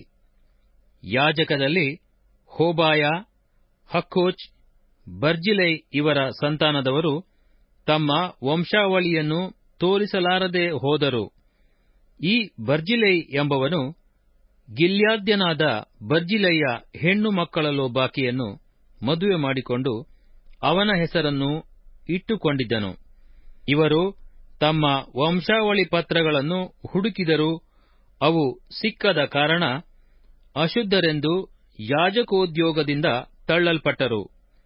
ಊರೀಮ್ ತುಮ್ಮೀಮುಗಳ ಮೂಲಕ ದೈವ ನಿರ್ಣಯವನ್ನು ತಿಳಿಸಬಲ್ಲವನಾದ ಯಾಜಕನು ಬರುವ ತನಕ ಇವರು ಮಹಾಪರಿಶುದ್ಧ ಪದಾರ್ಥಗಳಲ್ಲಿ ಭೋಜನ ಮಾಡಬಾರದೆಂಬುದಾಗಿ ದೇಶಾಧಿಪತಿಯು ತೀರ್ಪು ಮಾಡಿದನು. ಸರ್ವ ಸಮೂಹದವರ ಒಟ್ಟು ಸಂಖ್ಯೆಯು 42,360. ಈ ಸಂಖ್ಯೆಯಲ್ಲಿ ಲೆಕ್ಕಿಸಲ್ಪಡದ ಅವರ ದಾಸದಾಸಿಯರು 7,337 ಮಂದಿ. ಅವರ ಗಾಯಕರು ಗಾಯಕಿಗಳು 245 ಮಂದಿ. ಅವರಿಗೆ 736 ಕುದುರೆಗಳು, 245 ಹೇಸರ ಕತ್ತೆಗಳು, 435 ಒಂಟೆಗಳು, 6,720 ಕತ್ತೆಗಳು ಇದ್ದವು. ಗೋತ್ರ ಪ್ರಧಾನರಲ್ಲಿ ಕೆಲವರು ಕೆಲಸಕ್ಕೋಸ್ಕರ ದ್ರವ್ಯ ಸಹಾಯ ಮಾಡಿದರು. ತೀರ್ಷಾತ ಅನ್ನಿಸಿಕೊಳ್ಳುವ ದೇಶಾಧಿಪತಿಯು ಭಂಡಾರಕ್ಕೆ ಕೊಟ್ಟದ್ದು 1,000 ಬಂಗಾರದ ಪವನುಗಳು, 50 ಬೋಗುಣಿಗಳು, 530 ಯಾಜಕ ವಸ್ತ್ರಗಳು. ಬೇರೆ ಕೆಲವು ಮಂದಿ ಗೋತ್ರ ಪ್ರಧಾನರು ಕಟ್ಟಡದ ಭಂಡಾರಕ್ಕೆ ಕೊಟ್ಟದ್ದು 20,000 ಬಂಗಾರದ ಪವನುಗಳು, 1,10,000 ತೊಲೆ ಬೆಳ್ಳಿ. ಉಳಿದ ಜನರು ಕೊಟ್ಟದ್ದು 20,000 ಬಂಗಾರದ ಪವನುಗಳು, 1,00,000 ತೊಲೆ ಬೆಳ್ಳಿ, 67 ಯಾಜಕ ವಸ್ತ್ರಗಳು. ಯಾಜಕರು, ಲೇವಿಯರು, ದ್ವಾರಪಾಲಕರು, ಗಾಯಕರು, ಸಾಧಾರಣ ಜನರಿಗೆ ಸೇರಿದವರು, ದೇವಸ್ಥಾನ ದಾಸರು, ಅಂತೂ ಇಸ್ರಾಯೇಲ್ಯರೆಲ್ಲರೂ ತಮ್ಮ ತಮ್ಮ ಪಟ್ಟಣಗಳಲ್ಲಿ ವಾಸಿಸುತ್ತಿದ್ದರು. ನೆಹೆಮೀಯ ಅಧ್ಯಾಯ 8. ಧರ್ಮ ಸಂಸ್ಥಾಪನೆ. ಧರ್ಮಶಾಸ್ತ್ರ ಪಾರಾಯಣವೂ ಪರ್ಣಶಾಲೆಯ ಜಾತ್ರೆಯೂ. ತಮ್ಮ ತಮ್ಮ ಪಟ್ಟಣಗಳಲ್ಲಿ ವಾಸಿಸುತ್ತಿದ್ದ ಇಸ್ರಾಯೇಲ್ ಸರ್ವ ಸಮೂಹದವರು 7ನೆಯ ತಿಂಗಳಲ್ಲಿ ನೀರು ಬಾಗಲಿನ ಮುಂದಿನ ಬೈಲಿನಲ್ಲಿ ಒಟ್ಟಾಗಿ ಕೂಡಿಬಂದು, ಯೆಹೋವನು ಮೋಶೆಯ ಮುಖಾಂತರ ಇಸ್ರಾಯೇಲ್ಯರಿಗೆ ಕೊಟ್ಟ ಧರ್ಮಶಾಸ್ತ್ರದ ಗ್ರಂಥವನ್ನು ತೆಗೆದುಕೊಂಡು ಬರಬೇಕು ಎಂದು ಧರ್ಮೋಪದೇಶಕನಾದ ಎಜ್ರನನ್ನು ಕೇಳಿಕೊಂಡರು. ಯಾಜಕನಾದ ಎಜ್ರನು ಗ್ರಹಿಸಶಕ್ತರಾದ ಸ್ತ್ರೀ ಪುರುಷರು ನೆರೆದಿದ್ದ ಸಮೂಹದವರ ಮುಂದೆ 7ನೆಯ ತಿಂಗಳಿನ ಪ್ರಥಮ ದಿನದಲ್ಲಿ ಆ ಧರ್ಮಶಾಸ್ತ್ರವನ್ನು ತಂದು ಪ್ರಾತಃಕಾಲದಿಂದ ಮಧ್ಯಾಹ್ನದವರೆಗೂ ಓದಿದನು. ನೀರು ಬಾಗಲಿನ ಮುಂದಣ ಬೈಲಿನಲ್ಲಿ ಕೂಡಿ ಬಂದಿದ್ದ ಸ್ತ್ರೀ ಪುರುಷರಲ್ಲಿ ಗ್ರಹಿಸಶಕ್ತರಾದವರೆಲ್ಲರೂ ಧರ್ಮಶಾಸ್ತ್ರ ಪಾರಾಯಣವನ್ನು ಲಾಲಿಸುತ್ತಾ ಇದ್ದರು. ಧರ್ಮೋಪದೇಶಕನಾದ ಎಜ್ರನು ಪಾರಾಯಣಕ್ಕಾಗಿ ಮಾಡಲ್ಪಟ್ಟ ಮರದ ಪೀಠದ ಮೇಲೆ ನಿಂತನು. ಅವನ ಬಲಗಡೆಯಲ್ಲಿ ಮತ್ತಿತ್ಯ, ಶಮ, ಅನಾಯ, ಊರಿಯ, ಹಿಲ್ಕೀಯ, ಮಾಸೇಯ ಎಂಬವರು, ಎಡಗಡೆಯಲ್ಲಿ ಪೆದಾಯ, ಮಿಷಾಯೇಲ್, ಮಲ್ಕೀಯ, ಹಾಶುಮ್, ಹಷ್ಬದ್ದಾನ, ಜೆಕರ್ಯ, ಮೆಷುಲ್ಲಾಮ್ ಎಂಬವರು ನಿಂತರು. ಸರ್ವ ಸಮೂಹಕ್ಕಿಂತಲೂ ಎತ್ತರವಾದ ಸ್ಥಳದಲ್ಲಿ ನಿಂತಿದ್ದ ಎಜ್ರನು ಜನರ ಸಮಕ್ಷಮದಲ್ಲಿ ಗ್ರಂಥವನ್ನು ತೆರೆದ ಕೂಡಲೇ ಎಲ್ಲರೂ ಎದ್ದು ನಿಂತರು. ಎಜ್ರನು ಪರಾತ್ಪರ ದೇವರಾದ ಯೆಹೋವನನ್ನು ಸ್ತುತಿಸಿದ್ದಕ್ಕೆ ಸರ್ವಜನರು ತಮ್ಮ ಕೈಗಳನ್ನೆತ್ತಿ ಆಮೆನ್, ಆಮೆನ್ ಎಂದು ಹೇಳಿ ನೆಲದ ಮಟ್ಟಿಗೂ ತಲೆಬಾಗಿ ಯೆಹೋವನನ್ನು ಆರಾಧಿಸಿದರು.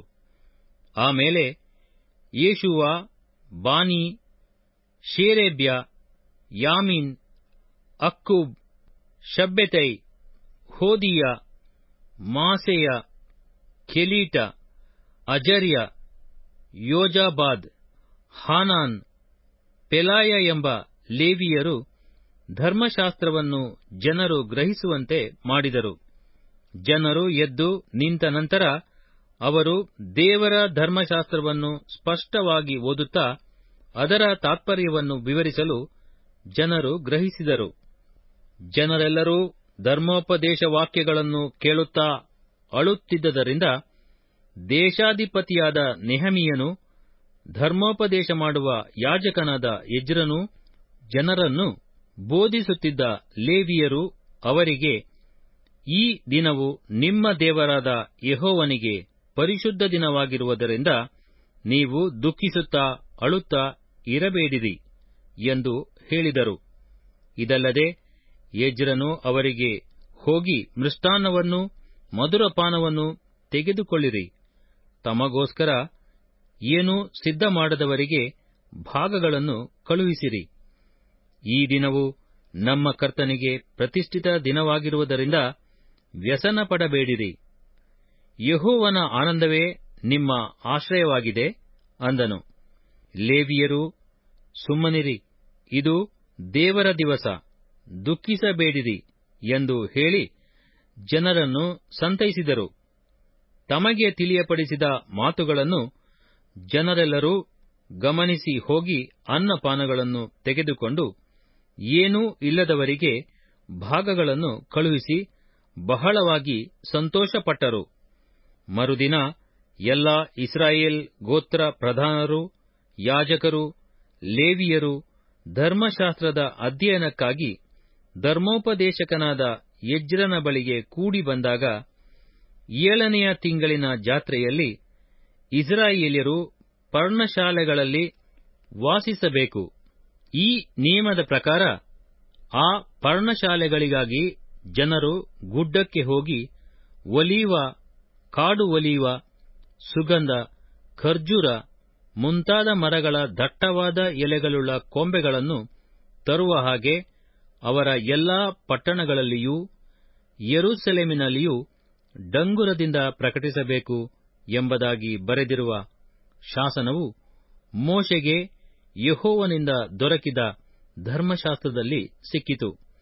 ಈ ಆಜ್ಞಾನುಸಾರವಾಗಿ ಜನರು ಹೋಗಿ ಕೊಂಬೆಗಳನ್ನು ತೆಗೆದುಕೊಂಡು ಬಂದು ತಮ್ಮ ತಮ್ಮ ಅಂಗಳ ಮಾಳಿಗೆಗಳಲ್ಲಿಯೂ ದೇವಾಲಯದ ಪ್ರಾಕಾರಗಳಲ್ಲಿಯೂ ನೀರು ಬಾಗಲು, ಎಫ್ರಾಯೀಮ್ ಬಾಗಲು ಇವುಗಳ ಮುಂದಣ ಬೈಲುಗಳಲ್ಲಿಯೂ ಪರ್ಣಶಾಲೆಗಳನ್ನು ಮಾಡಿಕೊಂಡರು. ನೂನನ ಮಗನಾದ ಯೆಹೋಶುವನ ಕಾಲದಿಂದ ಆವರೆಗೂ ಇಸ್ರಾಯೇಲ್ಯರು ಹೀಗೆ ಮಾಡಿದ್ದಿಲ್ಲ. ಸೆರೆಯಿಂದ ತಿರುಗಿ ಬಂದ ಸರ್ವ ಸಮೂಹದವರಾದರೋ ಪರ್ಣಶಾಲೆಗಳನ್ನು ಮಾಡಿಕೊಂಡು ಅವುಗಳಲ್ಲಿ ವಾಸಿಸುತ್ತಾ ಬಹು ಸಂತೋಷಪಟ್ಟರು. ಎಜ್ರನು ಮೊದಲನೆಯ ದಿನದಿಂದ ಕಡೆಯ ದಿನದವರೆಗೆ ಪ್ರತಿದಿನವೂ ದೇವರ ಧರ್ಮಶಾಸ್ತ್ರವನ್ನು ಜನರಿಗೋಸ್ಕರ ಪಾರಾಯಣ ಮಾಡುತ್ತಿದ್ದನು. 7 ದಿನಗಳವರೆಗೂ ಜಾತ್ರೆ ನಡೆಯಿತು. ನೇಮದ ಪ್ರಕಾರ 8ನೆಯ ದಿನದಲ್ಲಿ ದೇವಾರಾಧನೆಗಾಗಿ ಸಭೆ ಕೂಡಿತು. ನೆಹೆಮೀಯ ಅಧ್ಯಾಯ 9. ಪಾಪ ನಿವೇದನ ದಿನ. ಅದೇ ತಿಂಗಳಿನ 24ನೆಯ ದಿನದಲ್ಲಿ ಇಸ್ರಾಯೇಲ್ಯರು ಉಪವಾಸವಾಗಿದ್ದು ಗೋಣಿತಟ್ಟನ್ನು ಕಟ್ಟಿಕೊಂಡು ತಲೆಯ ಮೇಲೆ ಮಣ್ಣು ಹಾಕಿಕೊಂಡು ನೆರೆದು ಬಂದರು. ಇಸ್ರಾಯೇಲ್ ಸಂತಾನದವರು ಎಲ್ಲಾ ಅನ್ಯಕುಲದವರಿಂದ ತಮ್ಮನ್ನು ಬೇರ್ಪಡಿಸಿಕೊಂಡು ನಿಂತು ತಮ್ಮ ಪಾಪಗಳನ್ನೂ ತಮ್ಮ ಪಿತೃಗಳ ಪಾಪಗಳನ್ನೂ ಆತನಿಗೆ ಅರಿಕೆ ಮಾಡಿದರು. ಅವರು 3 ತಾಸುಗಳವರೆಗೂ ತಮ್ಮ ತಮ್ಮ ಸ್ಥಳಗಳಲ್ಲಿ ನಿಂತು ತಮ್ಮ ದೇವರಾದ ಯೆಹೋವನ ಧರ್ಮಶಾಸ್ತ್ರ ಗ್ರಂಥವನ್ನು ಪಾರಾಯಣ ಮಾಡಿಸಿದರು. ತರುವಾಯ ಇನ್ನೂ 3 ತಾಸು ತಮ್ಮ ದೇವರಾದ ಯೆಹೋವನಿಗೆ ಅಡ್ಡಬಿದ್ದು ಪಾಪಗಳನ್ನು ಅರಿಕೆ ಮಾಡಿದರು.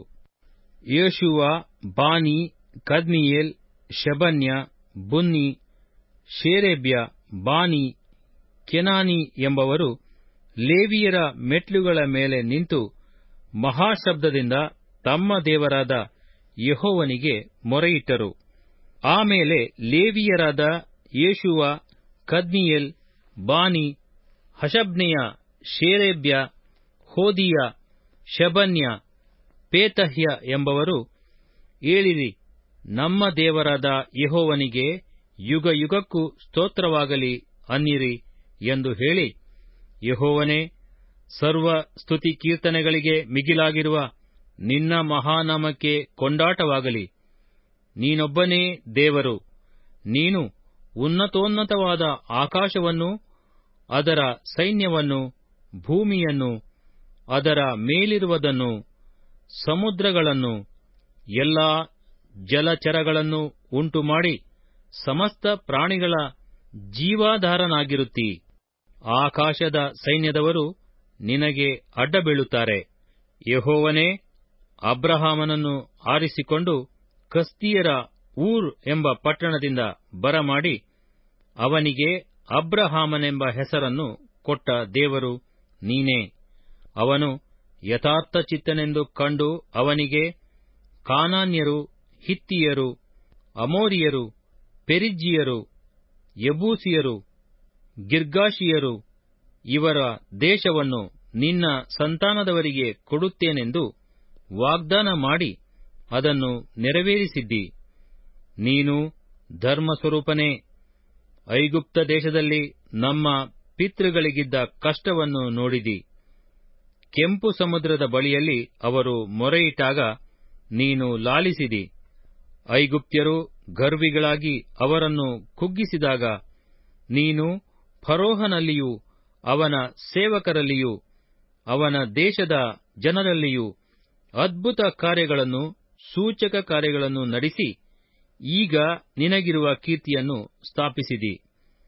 ನಮ್ಮ ಪಿತೃಗಳು ಸಮುದ್ರ ಮಧ್ಯದಲ್ಲಿ ಒಣನೆಲದಲ್ಲೇ ಹಾದು ಹೋಗುವಂತೆ ಅವರ ಮುಂದೆ ಸಮುದ್ರವನ್ನು ಭೇದಿಸಿದಿ.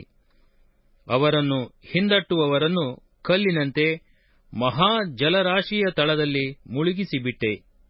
ಹಗಲು ಹೊತ್ತಿನಲ್ಲಿ ಮೇಘಸ್ತಂಭದಲ್ಲಿಯೂ ರಾತ್ರಿ ವೇಳೆಯಲ್ಲಿ ಅವರು ನಡೆಯತಕ್ಕ ದಾರಿಯಲ್ಲಿ ಬೆಳಕು ಕೊಡುವುದಕ್ಕೆ ಅಗ್ನಿಸ್ತಂಭದಲ್ಲಿಯೂ ಅವರ ಮುಂದೆ ಹೋದಿ.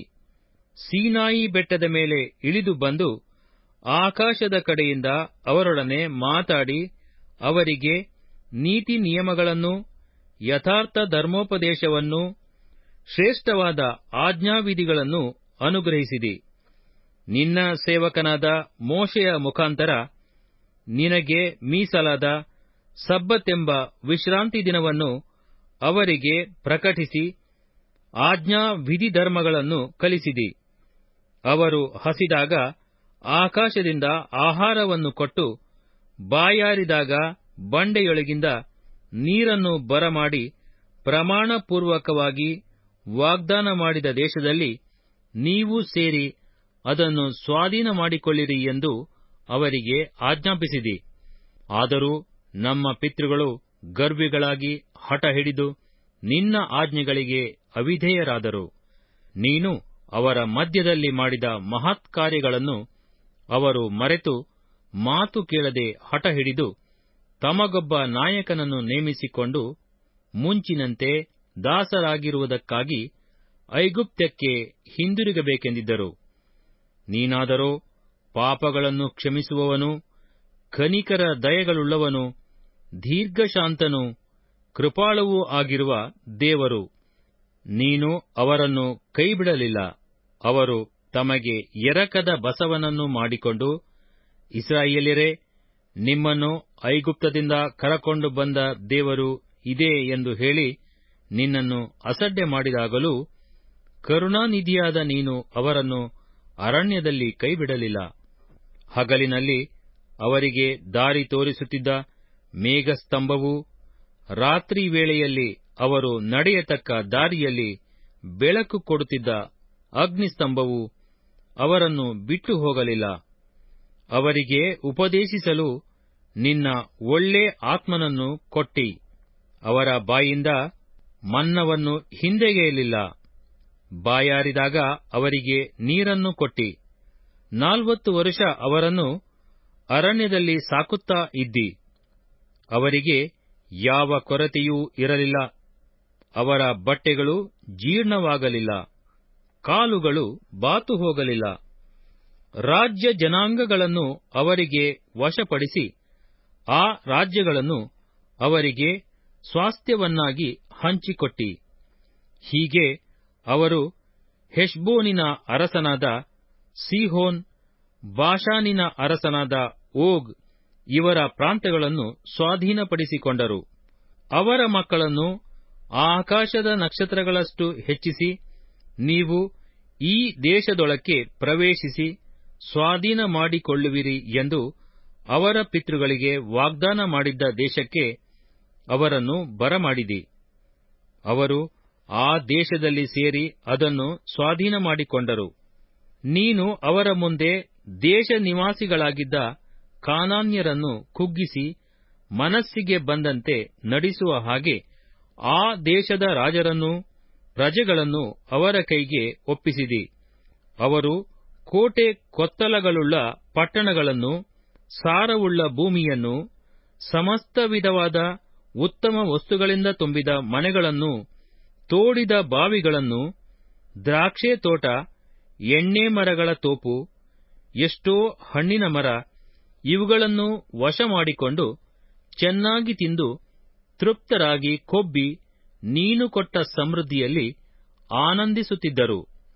ಆಗ ಅವರು ನಿನಗೆ ಅವಿಧೇಯರಾಗಿ ತಿರುಗಿ ಬಿದ್ದು ನಿನ್ನ ಧರ್ಮೋಪದೇಶವನ್ನು ಉಲ್ಲಂಘಿಸಿ ತಮ್ಮನ್ನು ಎಚ್ಚರಿಸುವುದಕ್ಕೂ ನಿನ್ನ ಕಡೆಗೆ ತಿರುಗಿಸುವುದಕ್ಕೂ ಪ್ರಯತ್ನಿಸುತ್ತಿದ್ದ ನಿನ್ನ ಪ್ರವಾದಿಗಳನ್ನು ಕೊಂದು ಹಾಕಿ ನಿನ್ನನ್ನು ಅಸಡ್ಡೆ ಮಾಡಿದರು. ಆದದರಿಂದ ನೀನು ಅವರನ್ನು ಬಾಧಿಸುವ ವಿರೋಧಿಗಳ ಕೈಗೆ ಒಪ್ಪಿಸಿದಿ. ಅವರು ಆ ಕಷ್ಟಕಾಲದಲ್ಲಿ ನಿನಗೆ ಮೊರೆಯಿಡಲು ಪರಲೋಕದಿಂದ ನೀನು ಅವರಿಗೆ ಕಿವಿಗೊಟ್ಟು ನಿನ್ನ ಕರುಣಾತಿಶಯದಿಂದ ರಕ್ಷಕರನ್ನು ಕಳುಹಿಸಿ ವಿರೋಧಿಗಳ ಕೈಯಿಂದ ಅವರನ್ನು ಬಿಡಿಸಿದಿ.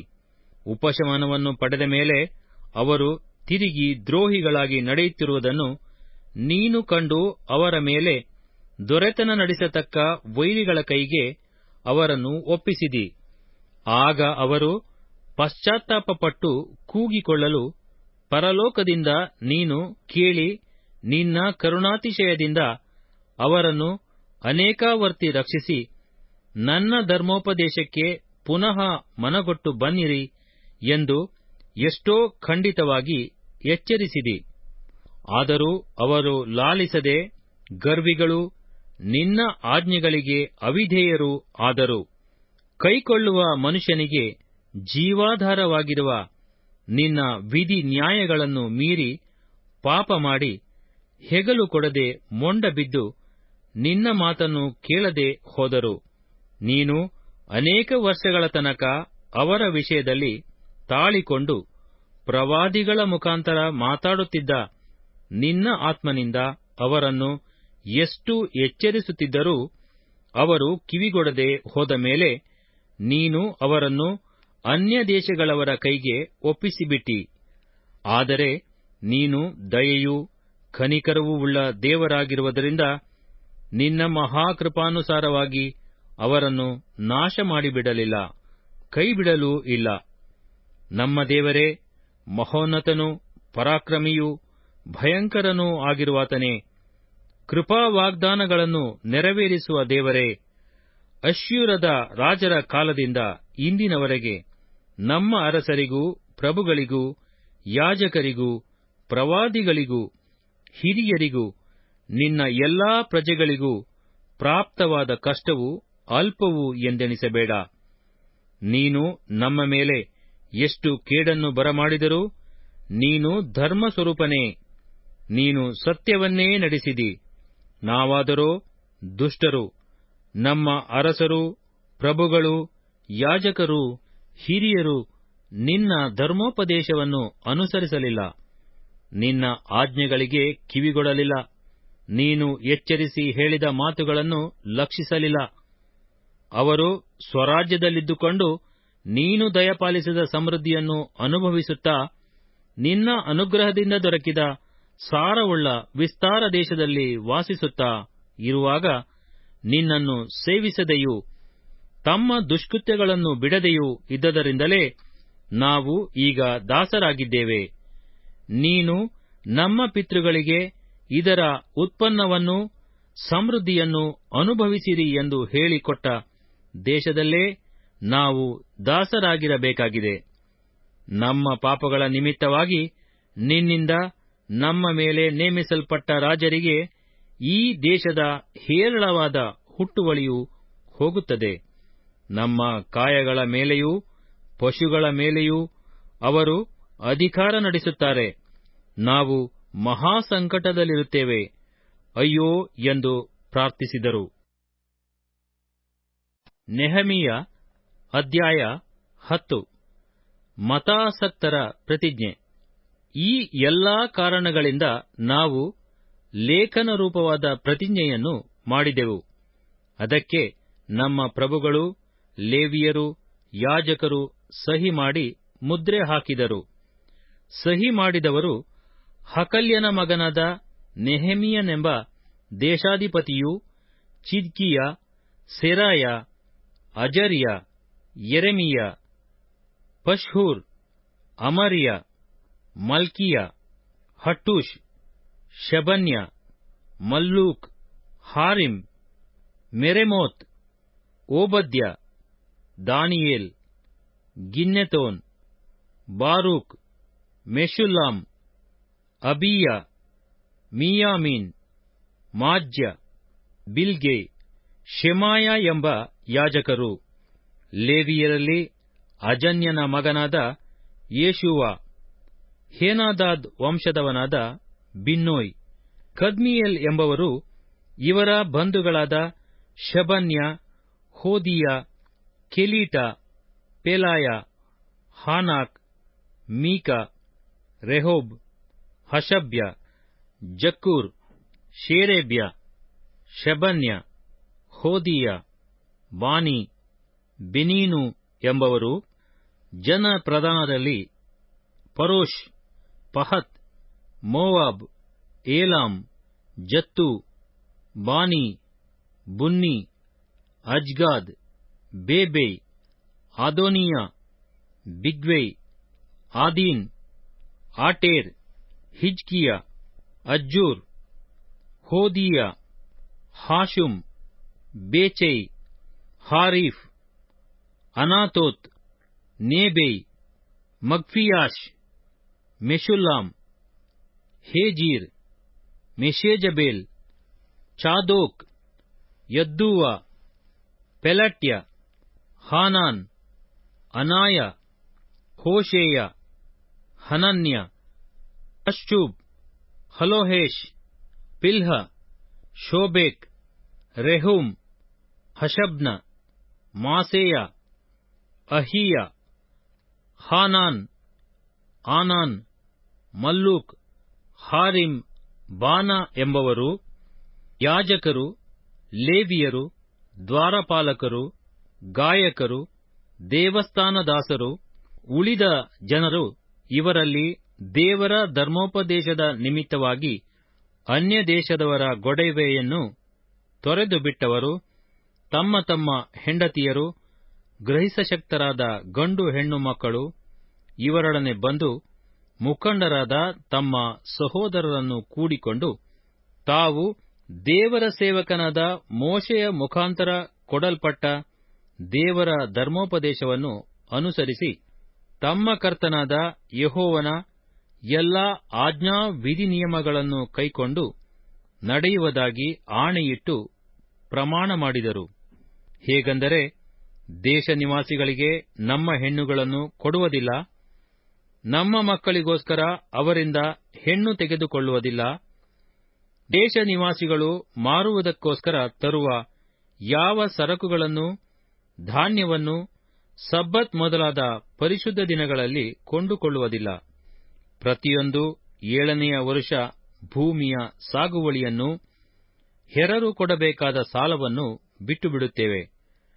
ವರುಷಕ್ಕೆ 1 ಶೆಕೆಲಿನ 3ನೆಯ ಭಾಗವನ್ನು ದೇವಾಲಯ ಸೇವೆಗಾಗಿ ಕೊಡಬೇಕೆಂಬ ಕರ್ತವ್ಯವನ್ನು ವಹಿಸಿಕೊಳ್ಳುತ್ತೇವೆ. ಆ ಹಣವು ದೇವರ ಸನ್ನಿಧಿಯಲ್ಲಿಡತಕ್ಕ ರೊಟ್ಟಿ, ನಿತ್ಯ ಧಾನ್ಯ, ನೈವೇದ್ಯ ಇವುಗಳಿಗೋಸ್ಕರವೂ, ನಿತ್ಯ ಸರ್ವಾಂಗ ಹೋಮ ಮತ್ತು ಸಬ್ಬತ್ ದಿನ, ಅಮಾವಾಸ್ಯೆ, ಜಾತ್ರೆ ಇವುಗಳಲ್ಲಿ ಮಾಡತಕ್ಕ ಸರ್ವಾಂಗ ಹೋಮ, ಸಮಾಧಾನ ಯಜ್ಞ, ಇಸ್ರಾಯೇಲ್ಯರ ದೋಷ ಪರಿಹಾರಾರ್ಥವಾದ ಯಜ್ಞ ಇವುಗಳಿಗೋಸ್ಕರವೂ, ನಮ್ಮ ದೇವಾಲಯ ಸಂಬಂಧವಾದ ಬೇರೆ ಎಲ್ಲಾ ಕೆಲಸಕ್ಕೋಸ್ಕರವೂ ವೆಚ್ಚವಾಗಬೇಕು. ಧರ್ಮಶಾಸ್ತ್ರ ವಿಧಿಗನುಸಾರವಾಗಿ ನಮ್ಮ ದೇವರಾದ ಯೆಹೋವನ ಯಜ್ಞವೇದಿಯ ಮೇಲೆ ಬೆಂಕಿಯಿರಿಸುವುದಕ್ಕಾಗಿ ವರುಷ ನೇಮಿತವಾದ ಕಾಲಗಳಲ್ಲಿ ನಮ್ಮ ದೇವಾಲಯಕ್ಕೆ ಕಟ್ಟಿಗೆ ದೊರಕುವ ಹಾಗೆ ಆಯಾ ಗೋತ್ರಾನುಸಾರ ಕಾಷ್ಟದಾನ ಮಾಡತಕ್ಕವರು ಇಂಥವರು ಎಂಬುದನ್ನು ಯಾಜಕರೂ, ಲೇವಿಯರೂ, ಸಾಧಾರಣ ಜನರೂ ಆಗಿರುವ ನಮ್ಮಲ್ಲಿ ಚೀಟು ಹಾಕಿ ಗೊತ್ತು ಮಾಡುತ್ತೇವೆ. ನಮ್ಮ ಭೂಮಿಯ ಮತ್ತು ಎಲ್ಲಾ ಹಣ್ಣಿನ ಮರಗಳ ಪ್ರಥಮ ಫಲಗಳನ್ನು ಪ್ರತಿ ವರ್ಷವೂ ಯೆಹೋವನ ಆಲಯಕ್ಕೆ ತಂದು ಕೊಡುವೆವು. ನಮ್ಮ ಚೊಚ್ಚಲ ಮಕ್ಕಳ ವಿಷಯದಲ್ಲೂ ನಮ್ಮ ಪಶುಗಳ ಚೊಚ್ಚಲ ಮರಿಗಳ ವಿಷಯದಲ್ಲೂ ಧರ್ಮಶಾಸ್ತ್ರ ವಿಧಿಗನುಸಾರವಾಗಿ ನಡೆಯುವೆವು. ನಮ್ಮ ಚೊಚ್ಚಲ ಕರುಗಳನ್ನು, ಚೊಚ್ಚಲ ಆಡು ಕುರಿಮರಿಗಳನ್ನು ನಮ್ಮ ದೇವಾಲಯಕ್ಕೆ ತಂದು ಅಲ್ಲಿ ಕೆಲಸ ನಡೆಸುತ್ತಿರುವ ಯಾಜಕರಿಗೆ ಕೊಡುವೆವು. ನಾವು ದೇವರಿಗಾಗಿ ಪ್ರತ್ಯೇಕಿಸತಕ್ಕ ಪ್ರಥಮ ಫಲದ ಹಿಟ್ಟು, ಹಣ್ಣು ಹಂಪಲು, ದ್ರಾಕ್ಷಾರಸ, ಎಣ್ಣೆ ಮೊದಲಾದವುಗಳನ್ನು ಯಾಜಕರಿಗೋಸ್ಕರ ನಮ್ಮ ದೇವರ ಆಲಯದ ಕೊಠಡಿಗಳಲ್ಲಿ ತಂದಿಡುವೆವು. ನಮ್ಮ ಭೂಮಿಯ ಹುಟ್ಟುವಳಿಯ ದಶಮಾಂಶವು ಲೇವಿಯರದಾಗಬೇಕು.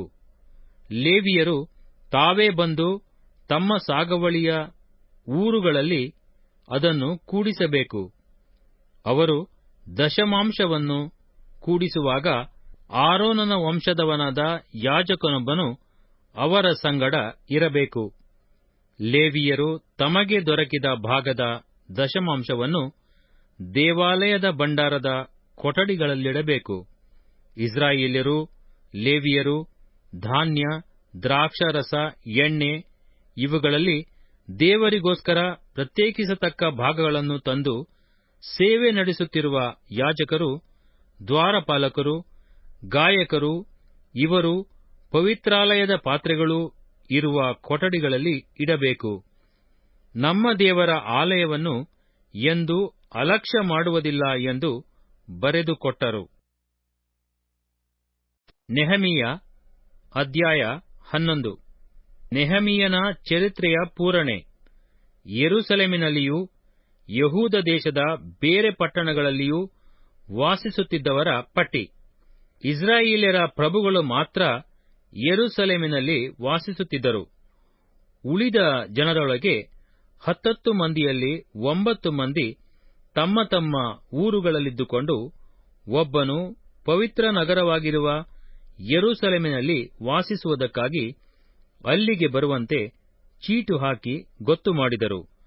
ಮತ್ತು ಸ್ವೇಚ್ಛೆಯಿಂದ ಯೆರೂಸಲೇಮಿನಲ್ಲಿ ವಾಸಿಸುವುದಕ್ಕೆ ಮನಸ್ಸು ಮಾಡಿದಂಥವರನ್ನು ಜನರು ಆಶೀರ್ವದಿಸಿದರು.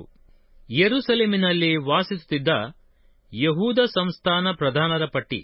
ಸಾಧಾರಣ ಇಸ್ರಾಯೇಲ್ಯರು, ಯಾಜಕರು, ಲೇವಿಯರು, ದೇವಸ್ಥಾನದಾಸರು, ಸೊಲೊಮೋನನ ದಾಸರ ವಂಶದವರು ತಮ್ಮ ತಮ್ಮ ಸ್ವಾಸ್ಥ್ಯಗಳಿರುವ ಯೆಹೂದ ದೇಶದ ಪಟ್ಟಣಗಳಲ್ಲಿ ವಾಸಿಸುತ್ತಿದ್ದರು. ಯೆರೂಸಲೇಮಿನಲ್ಲಿ ಯೆಹೂದ, ಬೆನ್ಯಾಮೀನ್ ಕುಲಗಳವರಲ್ಲಿ ಕೆಲವರು ವಾಸವಾಗಿದ್ದರು. ಯೆಹೂದ ಕುಲದವರಲ್ಲಿ ಒಬ್ಬನು ಅತಾಯ, ಇವನು ಉಜ್ಜೀಯನ ಮಗನು, ಇವನು ಜಕರ್ಯನ ಮಗನು, ಇವನು ಅಮರ್ಯನ ಮಗನು, ಇವನು ಶೆಫಟ್ಯನ ಮಗನು, ಇವನು ಮಹಲಲೇಲನ ಮಗನು, ಇವನು ಪೆರೆಚ್ ಸಂತಾನದವನು. ಇನ್ನೊಬ್ಬನು ಮಾಸೇಯ, ಇವನು ಬಾರೂಕನ ಮಗನು, ಇವನು ಕೊಲ್ಹೋಜೆಯ ಮಗನು, ಇವನು ಹಜಾಯನ ಮಗನು, ಇವನು ಅದಾಯನ ಮಗನು, ಇವನು ಯೋಯಾರೀಬನ ಮಗನು, ಇವನು ಜಕರ್ಯನ ಮಗನು, ಇವನು ಶೇಲಹನ ಸಂತಾನದವನು. ಯೆರೂಸಲೇಮಿನಲ್ಲಿ ವಾಸಿಸುತ್ತಿದ್ದ ಪೆರೆಚ್ ಸಂತಾನದ ರಣವೀರರು 468 ಮಂದಿ. ಬೆನ್ಯಾಮೀನ್ ಕುಲದವರಲ್ಲಿ ಸಲ್ಲು, ಇವನು ಮೆಷುಲ್ಲಾಮನ ಮಗನು, ಇವನು ಯೋವೇದನ ಮಗನು, ಇವನು ಪೆದಾಯನ ಮಗನು, ಇವನು ಕೋಲಾಯನ ಮಗನು, ಇವನು ಮಾಸೇಯನ ಮಗನು, ಇವನು ಈತಿಯೇಲನ ಮಗನು, ಇವನು ಯೆಶಾಯನ ಮಗನು. ರಣವೀರರಾದ ಇವನ ಬಂಧು ಜನರು 928 ಮಂದಿ. ಜಿಕ್ರಿಯ ಮಗನಾದ ಯೋವೇಲನು ಇವರ ನಾಯಕನು. ಹಸ್ಸೆನೂವನ ಮಗನಾದ ಯಹೂದನು 2ನೆಯ ಪುರಾಧಿಕಾರಿ. ಯಾಜಕರಲ್ಲಿ ಯೆದಾಯ, ಯೋಯಾರಿಬ್, ಯಾಕೀನ್, ಅಹಿಟೂಬನ ಸಂತಾನದವರಾದ ಮೆರಾಯೋತನಿಂದ ಹುಟ್ಟಿದ ಚಾದೋಕನ ಮರಿಮಗನೂ ಮೆಷುಲ್ಲಾಮನ ಮೊಮ್ಮಗನೂ ಹಿಲ್ಕೀಯನ ಮಗನೂ ದೇವಾಲಯದ ಅಧಿಪತಿಯೂ ಆದ ಸೆರಾಯ ಇವರು ದೇವಾಲಯದ ಸೇವೆ ನಡೆಸುತ್ತಿದ್ದ ಇವರ ಬಂಧುಗಳು 822 ಮಂದಿ. ಇವರಲ್ಲದೆ ಅದಾಯನೆಂಬವನು ಇನ್ನೊಬ್ಬನು. ಇವನು ಯೆರೋಹಾಮನ ಮಗನು. ಇವನು ಪೆಲಲ್ಯನ ಮಗನು. ಇವನು ಅಮ್ಚಿಯ ಮಗನು. ಇವನು ಜೆಕರ್ಯನ ಮಗನು. ಇವನು ಪಶೂರನ ಮಗನು. ಇವನು ಮಲ್ಕೀಯನ ಮಗನು. ಗೋತ್ರ ಪ್ರಧಾನರಾದ ಈ ಅದಾಯನ ಬಂಧುಗಳು 242 ಮಂದಿ. ಅಮಶ್ವೈ ಎಂಬವನು ಮತ್ತೊಬ್ಬನು. ಇವನು ಅಜರೇಲನ ಮಗನು. ಇವನು ಅಹಜೈಯ ಮಗನು. ಇವನು ಮೆಷಿಲ್ಲೇಮೋತನ ಮಗನು. ಇವನು ಇಮ್ಮೇರನ ಮಗನು. ರಣವೀರರಾಗಿದ್ದ ಈ ಅಮಶ್ವೆಯ ಬಂಧುಗಳು 128 ಮಂದಿ. ಹಗ್ಗೆದೋಲೀಮನ ಮಗನಾದ ಜಬ್ದಿಯೇಲನು ಇವರ ನಾಯಕನು.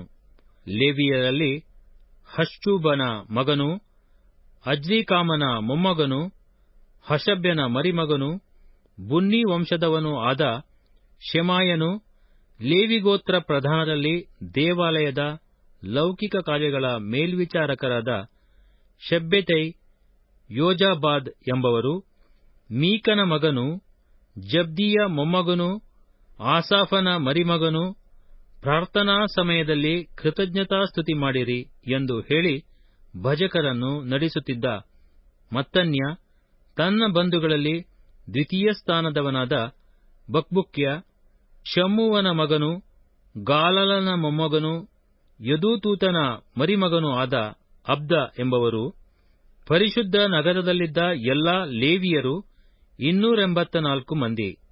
ದ್ವಾರಪಾಲಕರಲ್ಲಿ ಅಕ್ಕೂಬ್, ಟಲ್ಮೋನರು, ಬಾಗಲುಗಳನ್ನು ಕಾಯುತ್ತಿದ್ದ ಇವರ ಬಂಧುಗಳು ಒಟ್ಟು 172 ಮಂದಿ. ಉಳಿದ ಇಸ್ರಾಯೇಲ್ಯರು, ಯಾಜಕರು, ಲೇವಿಯರು ತಮ್ಮ ತಮ್ಮ ಸ್ವಾಸ್ಥ್ಯಗಳಿರುವ ಯಹೂದದ ಎಲ್ಲಾ ಪಟ್ಟಣಗಳಲ್ಲಿ ವಾಸಿಸುತ್ತಿದ್ದರು. ದೇವಸ್ಥಾನದಾಸರು ಓಪೆಲ್ ಗುಡ್ಡದಲ್ಲಿ ವಾಸಿಸುತ್ತಿದ್ದರು. ಚೀಹ, ಗಿಷ್ಪ ಎಂಬವರು ಇವರ ನಾಯಕರು.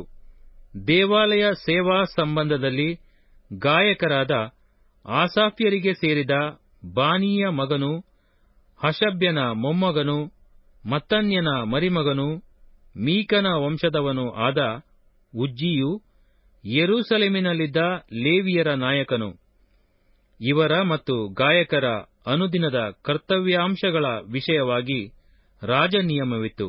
ಮೆಷೇಜಬೇಲನ ಮಗನು, ಜೆರಹನ ಸಂತಾನದವನು, ಯಹೂದ ಕುಲದವನೂ ಆದ ಪೆತಹ್ಯನು ಪ್ರಜೆಗಳ ಎಲ್ಲಾ ಕಾರ್ಯಗಳ ಸಂಬಂಧದಲ್ಲಿ ರಾಜನ ಕಾರಭಾರಿಯಾಗಿದ್ದನು. ಭೂಸ್ವಾಸ್ಥ್ಯವಿದ್ದವರು ವಾಸಿಸುತ್ತಿದ್ದ ಊರುಗಳು ಕಿರ್ಯತರ್ಬ, ದೀಬೋನ್, ಎಕಬ್ಜೇಯೇಲ್ ಇವುಗಳ ಗ್ರಾಮಗಳು, ಯೇಷುವ, ಮೋಲಾದ, ಬೇತ್ಪೆಲೆಟ್, ಹಚರ್ಷೂವಲ್ ಇವುಗಳು, ಬೇರ್ಷೆಬವು ಅದರ ಗ್ರಾಮಗಳು, ಚಿಕ್ಲಗ್ ಊರು, ಮೆಕೋನೋವೋ ಅದರ ಗ್ರಾಮಗಳು, ಎನ್ರಿಮ್ಮೋನ್, ಚೊರ್ರ, ಯರ್ಮೂತ್ ಇವುಗಳು, ಜನೋಹ, ಅದುಲ್ಲಾಮ್ ಇವುಗಳ ಗ್ರಾಮಗಳು, ಲಾಕೀಷ್ ಊರು ಇದರ ಪ್ರಾಂತಗಳು, ಅಜೇಕವು ಅದರ ಗ್ರಾಮಗಳು ಯಹೂದ ಕುಲದವರ ನಿವಾಸ ಸ್ಥಾನಗಳು.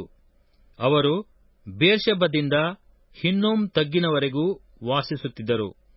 ಗೆಬ, ಮಿಕ್ಮಾಷ್, ಅಯ್ಯ, ಗ್ರಾಮ ಸಹಿತವಾದ ಬೇತೇಲ್ ಎಂಬ ಊರುಗಳು, ಅನಾತೋತ್, ನೋಬ್, ಅನನ್ಯ, ಹಾಚೋರ್, ರಾಮ, ಗಿತ್ತಯಿಮ್, ಹಾದೀದ್, ಚೆಬೋಯಿಮ್, ನೆಬಲ್ಲಾಟ್, ಲೋದ್, ಓನೋ, ಗೇಹರಾಷಿಮ್ ಎಂಬ ಊರುಗಳು ಬೆನ್ಯಾಮೀನ್ ಕುಲದವರ ನಿವಾಸ ಸ್ಥಾನಗಳು.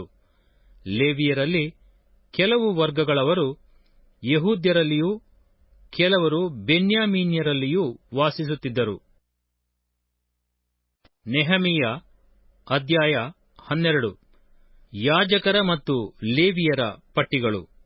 ಶೆಯಲ್ತೀಯೇಲನ ಮಗನಾದ ಜೆರುಬ್ಬಾಬೆಲ್, ಯೇಷುವ ಇವರೊಡನೆ ಯಹೂದ ದೇಶಕ್ಕೆ ಬಂದ ಯಾಜಕರು, ಲೇವಿಯರು, ಸೆರಾಯ, ಯೆರೆಮೀಯ Ezra, Amariah, Malluch, Hattush, Shecaniah, Rehum, ಮೆರೆಮೋತ್, ಇದ್ದೋ, ಗಿನ್ನೆತೋನ್, ಅಬೀಯ, ಮೀಯಾಮೀನ್, ಮಾದ್ಯ, ಬಿಲ್ಗ, ಶೆಮಾಯ, ಯೋಯಾರಿಬ್, ಯೆದಾಯ, ಸಲ್ಲು, ಆಮೋಕ್, ಹಿಲ್ಕೀಯ, ಯೆದಾಯ ಇವರು ಯೆಷೂವನ ಕಾಲದಲ್ಲಿ ಯಾಜಕರ ಮತ್ತು ಅವರ ಬಂಧುಗಳ ಪ್ರಧಾನರು.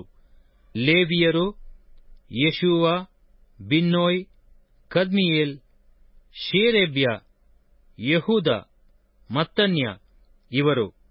ಮತ್ತನ್ಯನು ಅವನ ಸಹೋದರರು ಕೃತಜ್ಞತಾ ಭಜನ ನಾಯಕರು. ಇವರ ಸಹೋದರರಾದ ಬಕ್ಬುಕ್ಯ, ಉನ್ನಿ ಎಂಬವರು ಭಜನ ಸೇವೆಯಲ್ಲಿ ಇವರೆದುರಿಗೆ ನಿಂತು ಹಾಡುವವರು. ಯೇಷೂವನು ಯೋಯಾಕೀಮನನ್ನು, ಯೋಯಾಕೀಮನು ಎಲ್ಯಾಷೀಬನನ್ನು, ಎಲ್ಯಾಷೀಬನು ಯೋಯಾದನನ್ನು, ಯೋಯಾದನು ಯೋನಾತಾನನನ್ನು, ಯೋನಾತಾನನು ಯದ್ದೂವನನ್ನು ಪಡೆದರು.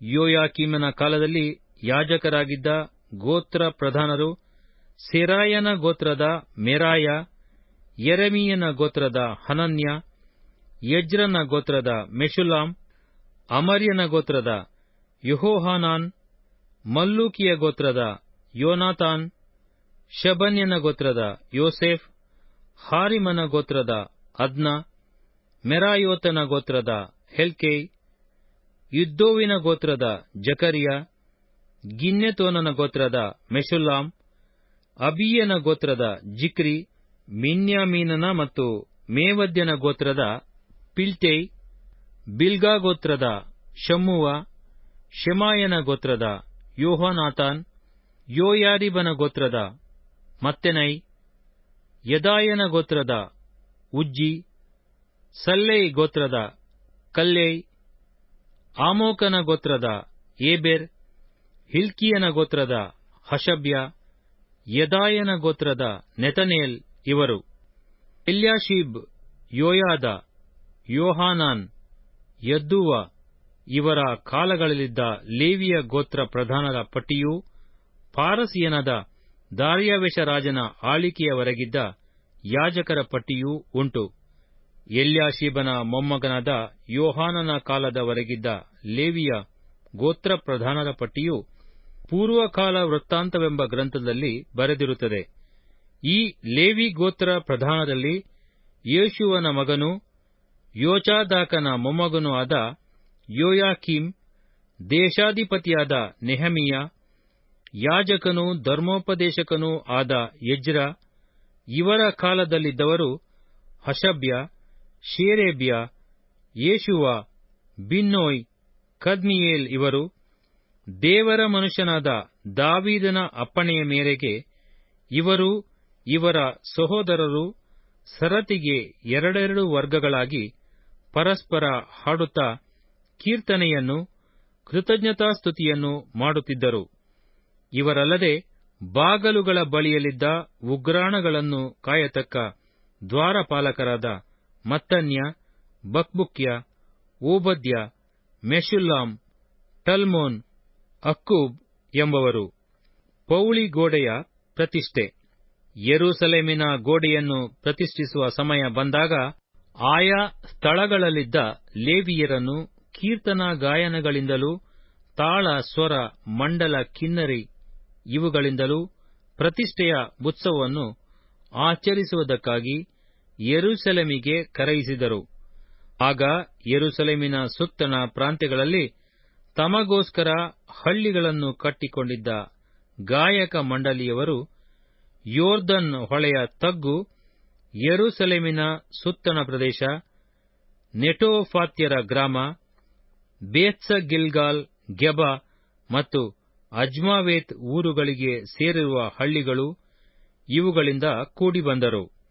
ಯಾಜಕರು, ಲೇವಿಯರು ತಮ್ಮನ್ನು ಶುದ್ಧಪಡಿಸಿಕೊಂಡ ಮೇಲೆ ಜನರನ್ನು, ಊರು ಬಾಗಲುಗಳನ್ನು, ಗೋಡೆಯನ್ನು ಶುದ್ಧಪಡಿಸಿದರು. ಆಮೇಲೆ ನಾನು ಯಹೂದ ಪ್ರಭುಗಳನ್ನು ಗೋಡೆಯ ಮೇಲೆ ಕರಕೊಂಡು ಬಂದು ಭಜನ ಮಂಡಳಿಯವರಿಗೆ ಎರಡು ದೊಡ್ಡ ಗುಂಪುಗಳಾಗಿ ಇಲ್ಲಿ ನಿಲ್ಲಬೇಕೆಂದು ಅಪ್ಪಣೆ ಮಾಡಿದೆನು. ಒಂದು ಗುಂಪಿನವರು ಮೆರವಣಿಗೆಯಿಂದ ಗೋಡೆಯ ಮೇಲೆ ತಿಪ್ಪೆ ಬಾಗಲಿನಿಂದ ಬಲಗಡೆಗೆ ಹೋದರು.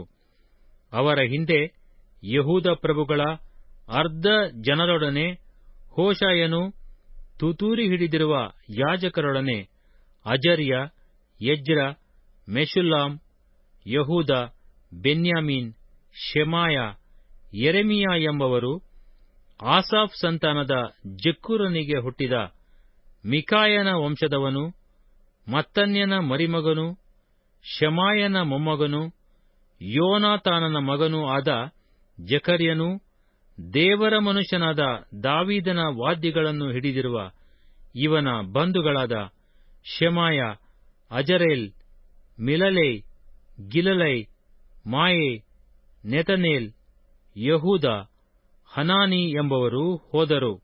ಧರ್ಮೋಪದೇಶಕನಾದ ಎಜ್ರನು ಇವರ ಮುಂದಾಳು. ಇವರು ಬುಗ್ಗೆ ಬಾಗಲನ್ನು ಹಾದು ನೆಟ್ಟಗೆ ದಾವೀದನಗರದ ಸೋಪಾನಗಳ ಮಾರ್ಗವಾಗಿ ಗೋಡೆಯನ್ನನುಸರಿಸಿ ಅರಮನೆಯ ಮೇಲಣ ದಿನ್ನೆಯನ್ನು ಹತ್ತಿ ಪೂರ್ವ ದಿಕ್ಕಿನಲ್ಲಿರುವ ನೀರು ಬಾಗಲಿನವರೆಗೆ ಹೋದರು.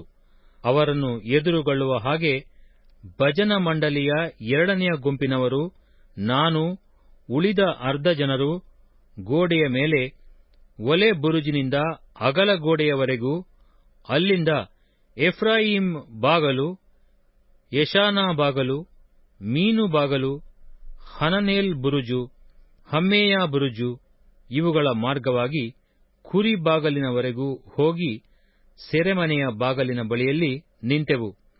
ಎರಡು ಭಜನಾ ಮಂಡಲಿಯ ಗುಂಪಿನವರು, ನಾನು, ನನ್ನ ಜೊತೆಯಲ್ಲಿದ್ದ ಅರ್ಧ ಮಂದಿ ಅಧಿಕಾರಿಗಳು, ತುತ್ತೂರಿ ಹಿಡಿದಿರುವ ಯಾಜಕರಾದ ಎಲ್ಯಾಕೀಮ್, ಮಾಸೇಯ, ಮಿನ್ಯಾಮೀನ್, ಮಿಕಾಯ, ಎಲ್ಯೋವೇನೈ, ಜೆಕರ್ಯ, ಹನನ್ಯ ಇವರು, ಮಾಸೇಯ, ಶೆಮಾಯ, ಎಲ್ಲಾಜಾರ್, ಉಜ್ಜಿ, ಯೆಹೋಹಾನಾನ್, ಮಲ್ಕೀಯ, ಏಲಾಮ್, ಎಜೆರ್ ಎಂಬವರು ದೇವಾಲಯದ ಬಳಿಯಲ್ಲಿ ನಿಂತಿರಲು ಗಾಯಕರು ಹಾಡತೊಡಗಿದರು.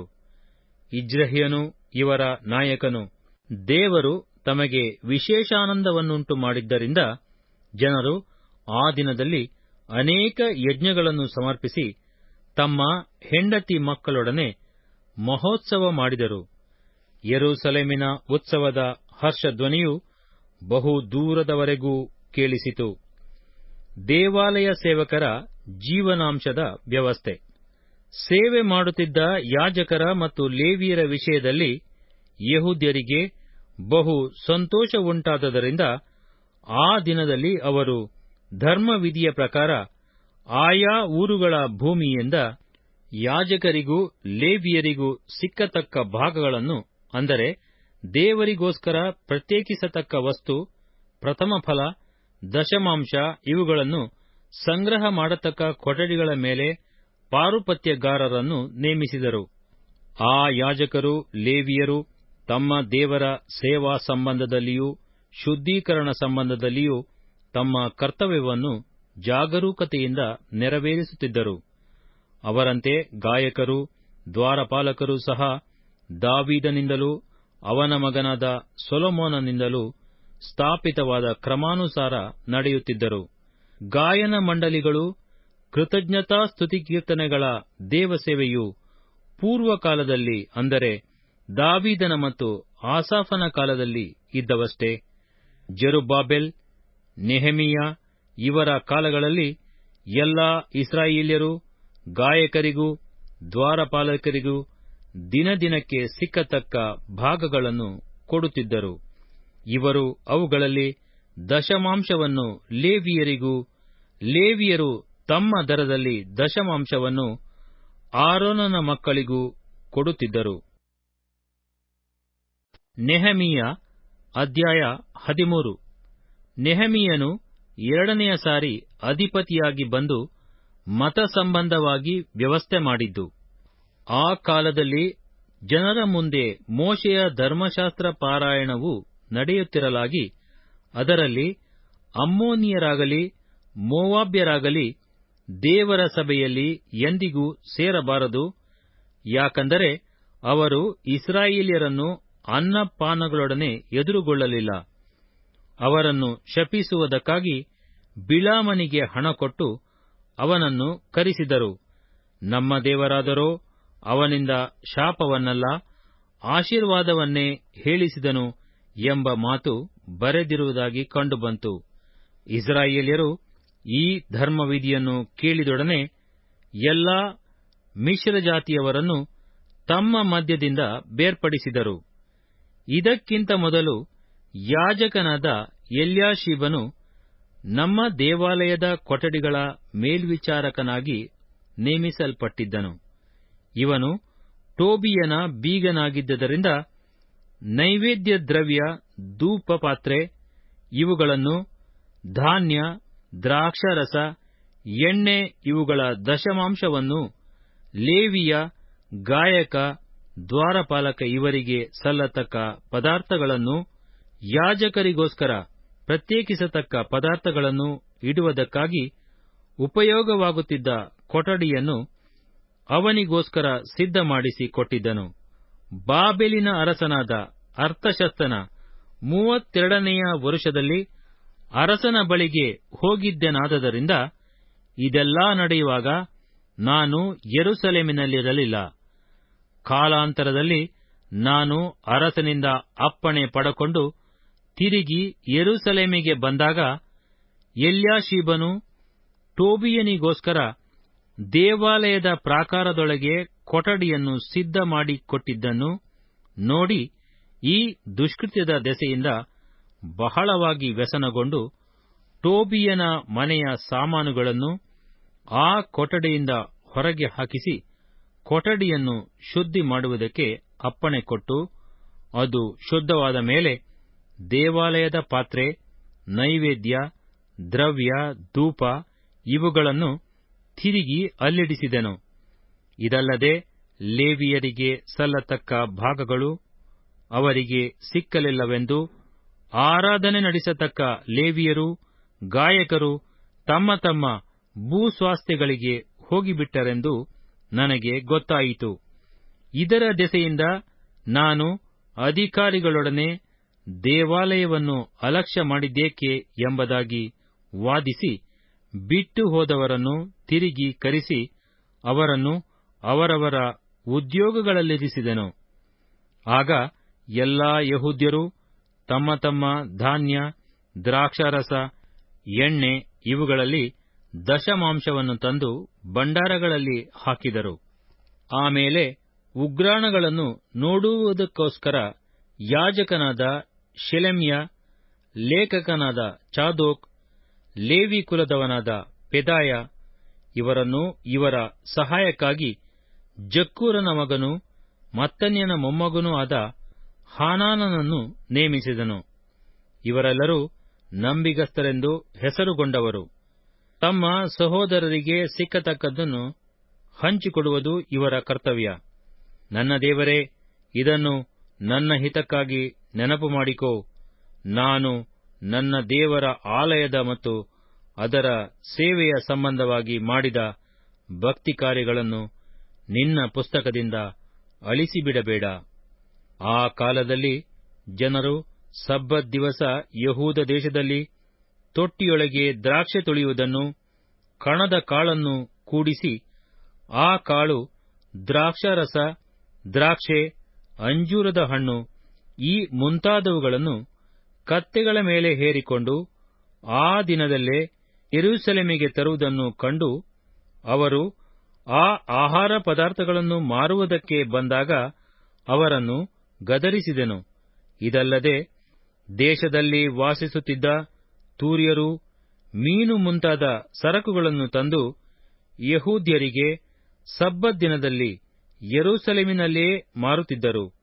ಆಗ ನಾನು ಯಹೂದ ಶ್ರೀಮಂತರಿಗೆ, ನೀವು ಮಾಡುವುದು ಎಂಥ ದುಷ್ಕೃತ್ಯ! ನೀವು ಸಬ್ಬತ್ ದಿನವನ್ನು ಅಶುದ್ಧ ಮಾಡುತ್ತೀರಿ. ನಿಮ್ಮ ಪೂರ್ವಿಕರು ಹೀಗೆ ಮಾಡಿದ್ದರಿಂದ ನಮ್ಮ ದೇವರು ಈ ಎಲ್ಲಾ ಕೇಡನ್ನು ನಮ್ಮ ಮೇಲೆಯೂ ನಮ್ಮ ಪಟ್ಟಣದ ಮೇಲೆಯೂ ಬರಮಾಡಿದನಲ್ಲವೇ? ಹೀಗಿರಲಾಗಿ ನೀವು ಸಬ್ಬತ್ ದಿನವನ್ನು ಅಶುದ್ಧ ಮಾಡಿ ಇಸ್ರಾಯೇಲ್ಯರ ಮೇಲಿದ್ದ ದೇವಕೋಪವನ್ನು ಹೆಚ್ಚಿಸುತ್ತೀರೇನು ಎಂದು ಹೇಳಿ ಅವರನ್ನು ಗದರಿಸಿದೆನು. ಇದಲ್ಲದೆ ಸಬ್ಬತ್ ದಿನ ಪ್ರಾರಂಭವಾಗುವುದಕ್ಕಿಂತ ಮೊದಲು ಯೆರೂಸಲೇಮಿನ ಬಾಗಲುಗಳಲ್ಲಿ ಕತ್ತಲಾಗಿರುವಾಗಲೇ ಕದಗಳನ್ನು ಮುಚ್ಚಿಸಿ, ಸಬ್ಬತ್ ದಿನವು ಗತಿಸುವುದಕ್ಕಿಂತ ಮುಂಚೆ ಅವುಗಳನ್ನು ತೆರೆಯಬಾರದೆಂದು ಆಜ್ಞಾಪಿಸಿ, ಯಾವ ಹೊರೆಯೂ ಒಳಗೆ ಬಾರದಂತೆ ನನ್ನ ಸೇವಕರಲ್ಲಿ ಕೆಲವರನ್ನು ಬಾಗಲುಗಳ ಬಳಿಯಲ್ಲಿ ಕಾವಲಿರಿಸಿದೆನು. ಆದದರಿಂದ ವರ್ತಕರು, ಎಲ್ಲಾ ತರದ ದಿನಸುಗಳನ್ನು ಮಾರುವುದಕ್ಕೆ ಬಂದವರು ಒಂದೆರಡು ಸಾರಿ ಯೆರೂಸಲೇಮಿನ ಹೊರಗೆ ಇಳುಕೊಂಡರು. ಕಡೆಯಲ್ಲಿ ನಾನು ಅವರನ್ನು, ನೀವು ಗೋಡೆಯ ಹೊರಗೇಕೆ ಇಳುಕೊಂಡಿದ್ದೀರಿ? ನೀವು ತಿರುಗಿ ಹೀಗೆ ಮಾಡಿದರೆ ನಿಮ್ಮನ್ನು ಹಿಡಿಸುವೆನು ಎಂದು ಗದರಿಸಲು, ಅವರು ಅಂದಿನಿಂದ ಸಬ್ಬತ್ ದಿನದಲ್ಲಿ ತಿರುಗಿ ಬರಲಿಲ್ಲ. ಆಮೇಲೆ ನಾನು ಲೇವಿಯರಿಗೆ ಸಬ್ಬತ್ ದಿನವನ್ನು ಪರಿಶುದ್ಧ ದಿನವೆಂದು ಆಚರಿಸುವ ಹಾಗೆ ನೀವು ನಿಮ್ಮನ್ನು ಶುದ್ಧಪಡಿಸಿಕೊಂಡು ಬಂದು ಬಾಗಲುಗಳನ್ನು ಕಾಯಬೇಕು ಎಂದು ಆಜ್ಞಾಪಿಸಿದೆನು. ನನ್ನ ದೇವರೇ, ಇದನ್ನು ನನ್ನ ಹಿತಕ್ಕಾಗಿ ನೆನಪು ಮಾಡಿಕೊಂಡು ನಿನ್ನ ಮಹಾಕೃಪೆಗನುಸಾರವಾಗಿ ನನ್ನನ್ನು ಕನಿಕರಿಸು. ಅದೇ ಕಾಲದಲ್ಲಿ ನಾನು ಅಷ್ಡೋದ್, ಅಮ್ಮೋನಿಯ, ಮೋವಾಬ್ ಸ್ತ್ರೀಯರನ್ನು ಮದುವೆ ಮಾಡಿಕೊಂಡ ಯೆಹೂದ್ಯರನ್ನು ಕುರಿತು ವಿಚಾರ ಮಾಡಿ, ಅವರ ಮಕ್ಕಳಲ್ಲಿ ಅರ್ಧ ಮಂದಿ ಯೂದಾಯ ಭಾಷೆಯಲ್ಲಿ ಮಾತಾಡಲರಿಯದೆ ಅಷ್ಡೋದ್ಯ ಮುಂತಾದ ಜನರ ಭಾಷೆಯನ್ನಾಡುತ್ತಾರೆಂದು ತಿಳಿಯಲು ಕೋಪಗೊಂಡು ಅವರನ್ನು ಶಪಿಸಿ, ಅವರಲ್ಲಿ ಕೆಲವರನ್ನು ಹೊಡೆದು ಅವರ ಕೂದಲುಗಳನ್ನು ಕಿತ್ತು, ಅಂಥ ಸ್ತ್ರೀಯರ ದೆಸೆಯಿಂದ ಇಸ್ರಾಯೇಲ್ ರಾಜನಾದ ಸೊಲೊಮೋನನು ದೋಷಿಯಾದನಲ್ಲವೇ? ಅನೇಕಾನೇಕ ಜನಾಂಗಗಳಲ್ಲಿ ಅವನಿಗೆ ಸಮಾನನಾದ ಅರಸನು ಇರಲಿಲ್ಲ. ಅವನು ತನ್ನ ದೇವರಿಗೆ ವಿಶೇಷ ಪ್ರಿಯನು. ಆದದರಿಂದ ದೇವರು ಅವನನ್ನು ಎಲ್ಲಾ ಇಸ್ರಾಯೇಲ್ಯರ ಮೇಲೆ ಅರಸನನ್ನಾಗಿ ನೇಮಿಸಿದನು. ಆದರೂ ಅನ್ಯದೇಶ ಸ್ತ್ರೀಯರು ಅವನನ್ನು ಪಾಪದಲ್ಲಿ ಬೀಳಿಸಿದರು.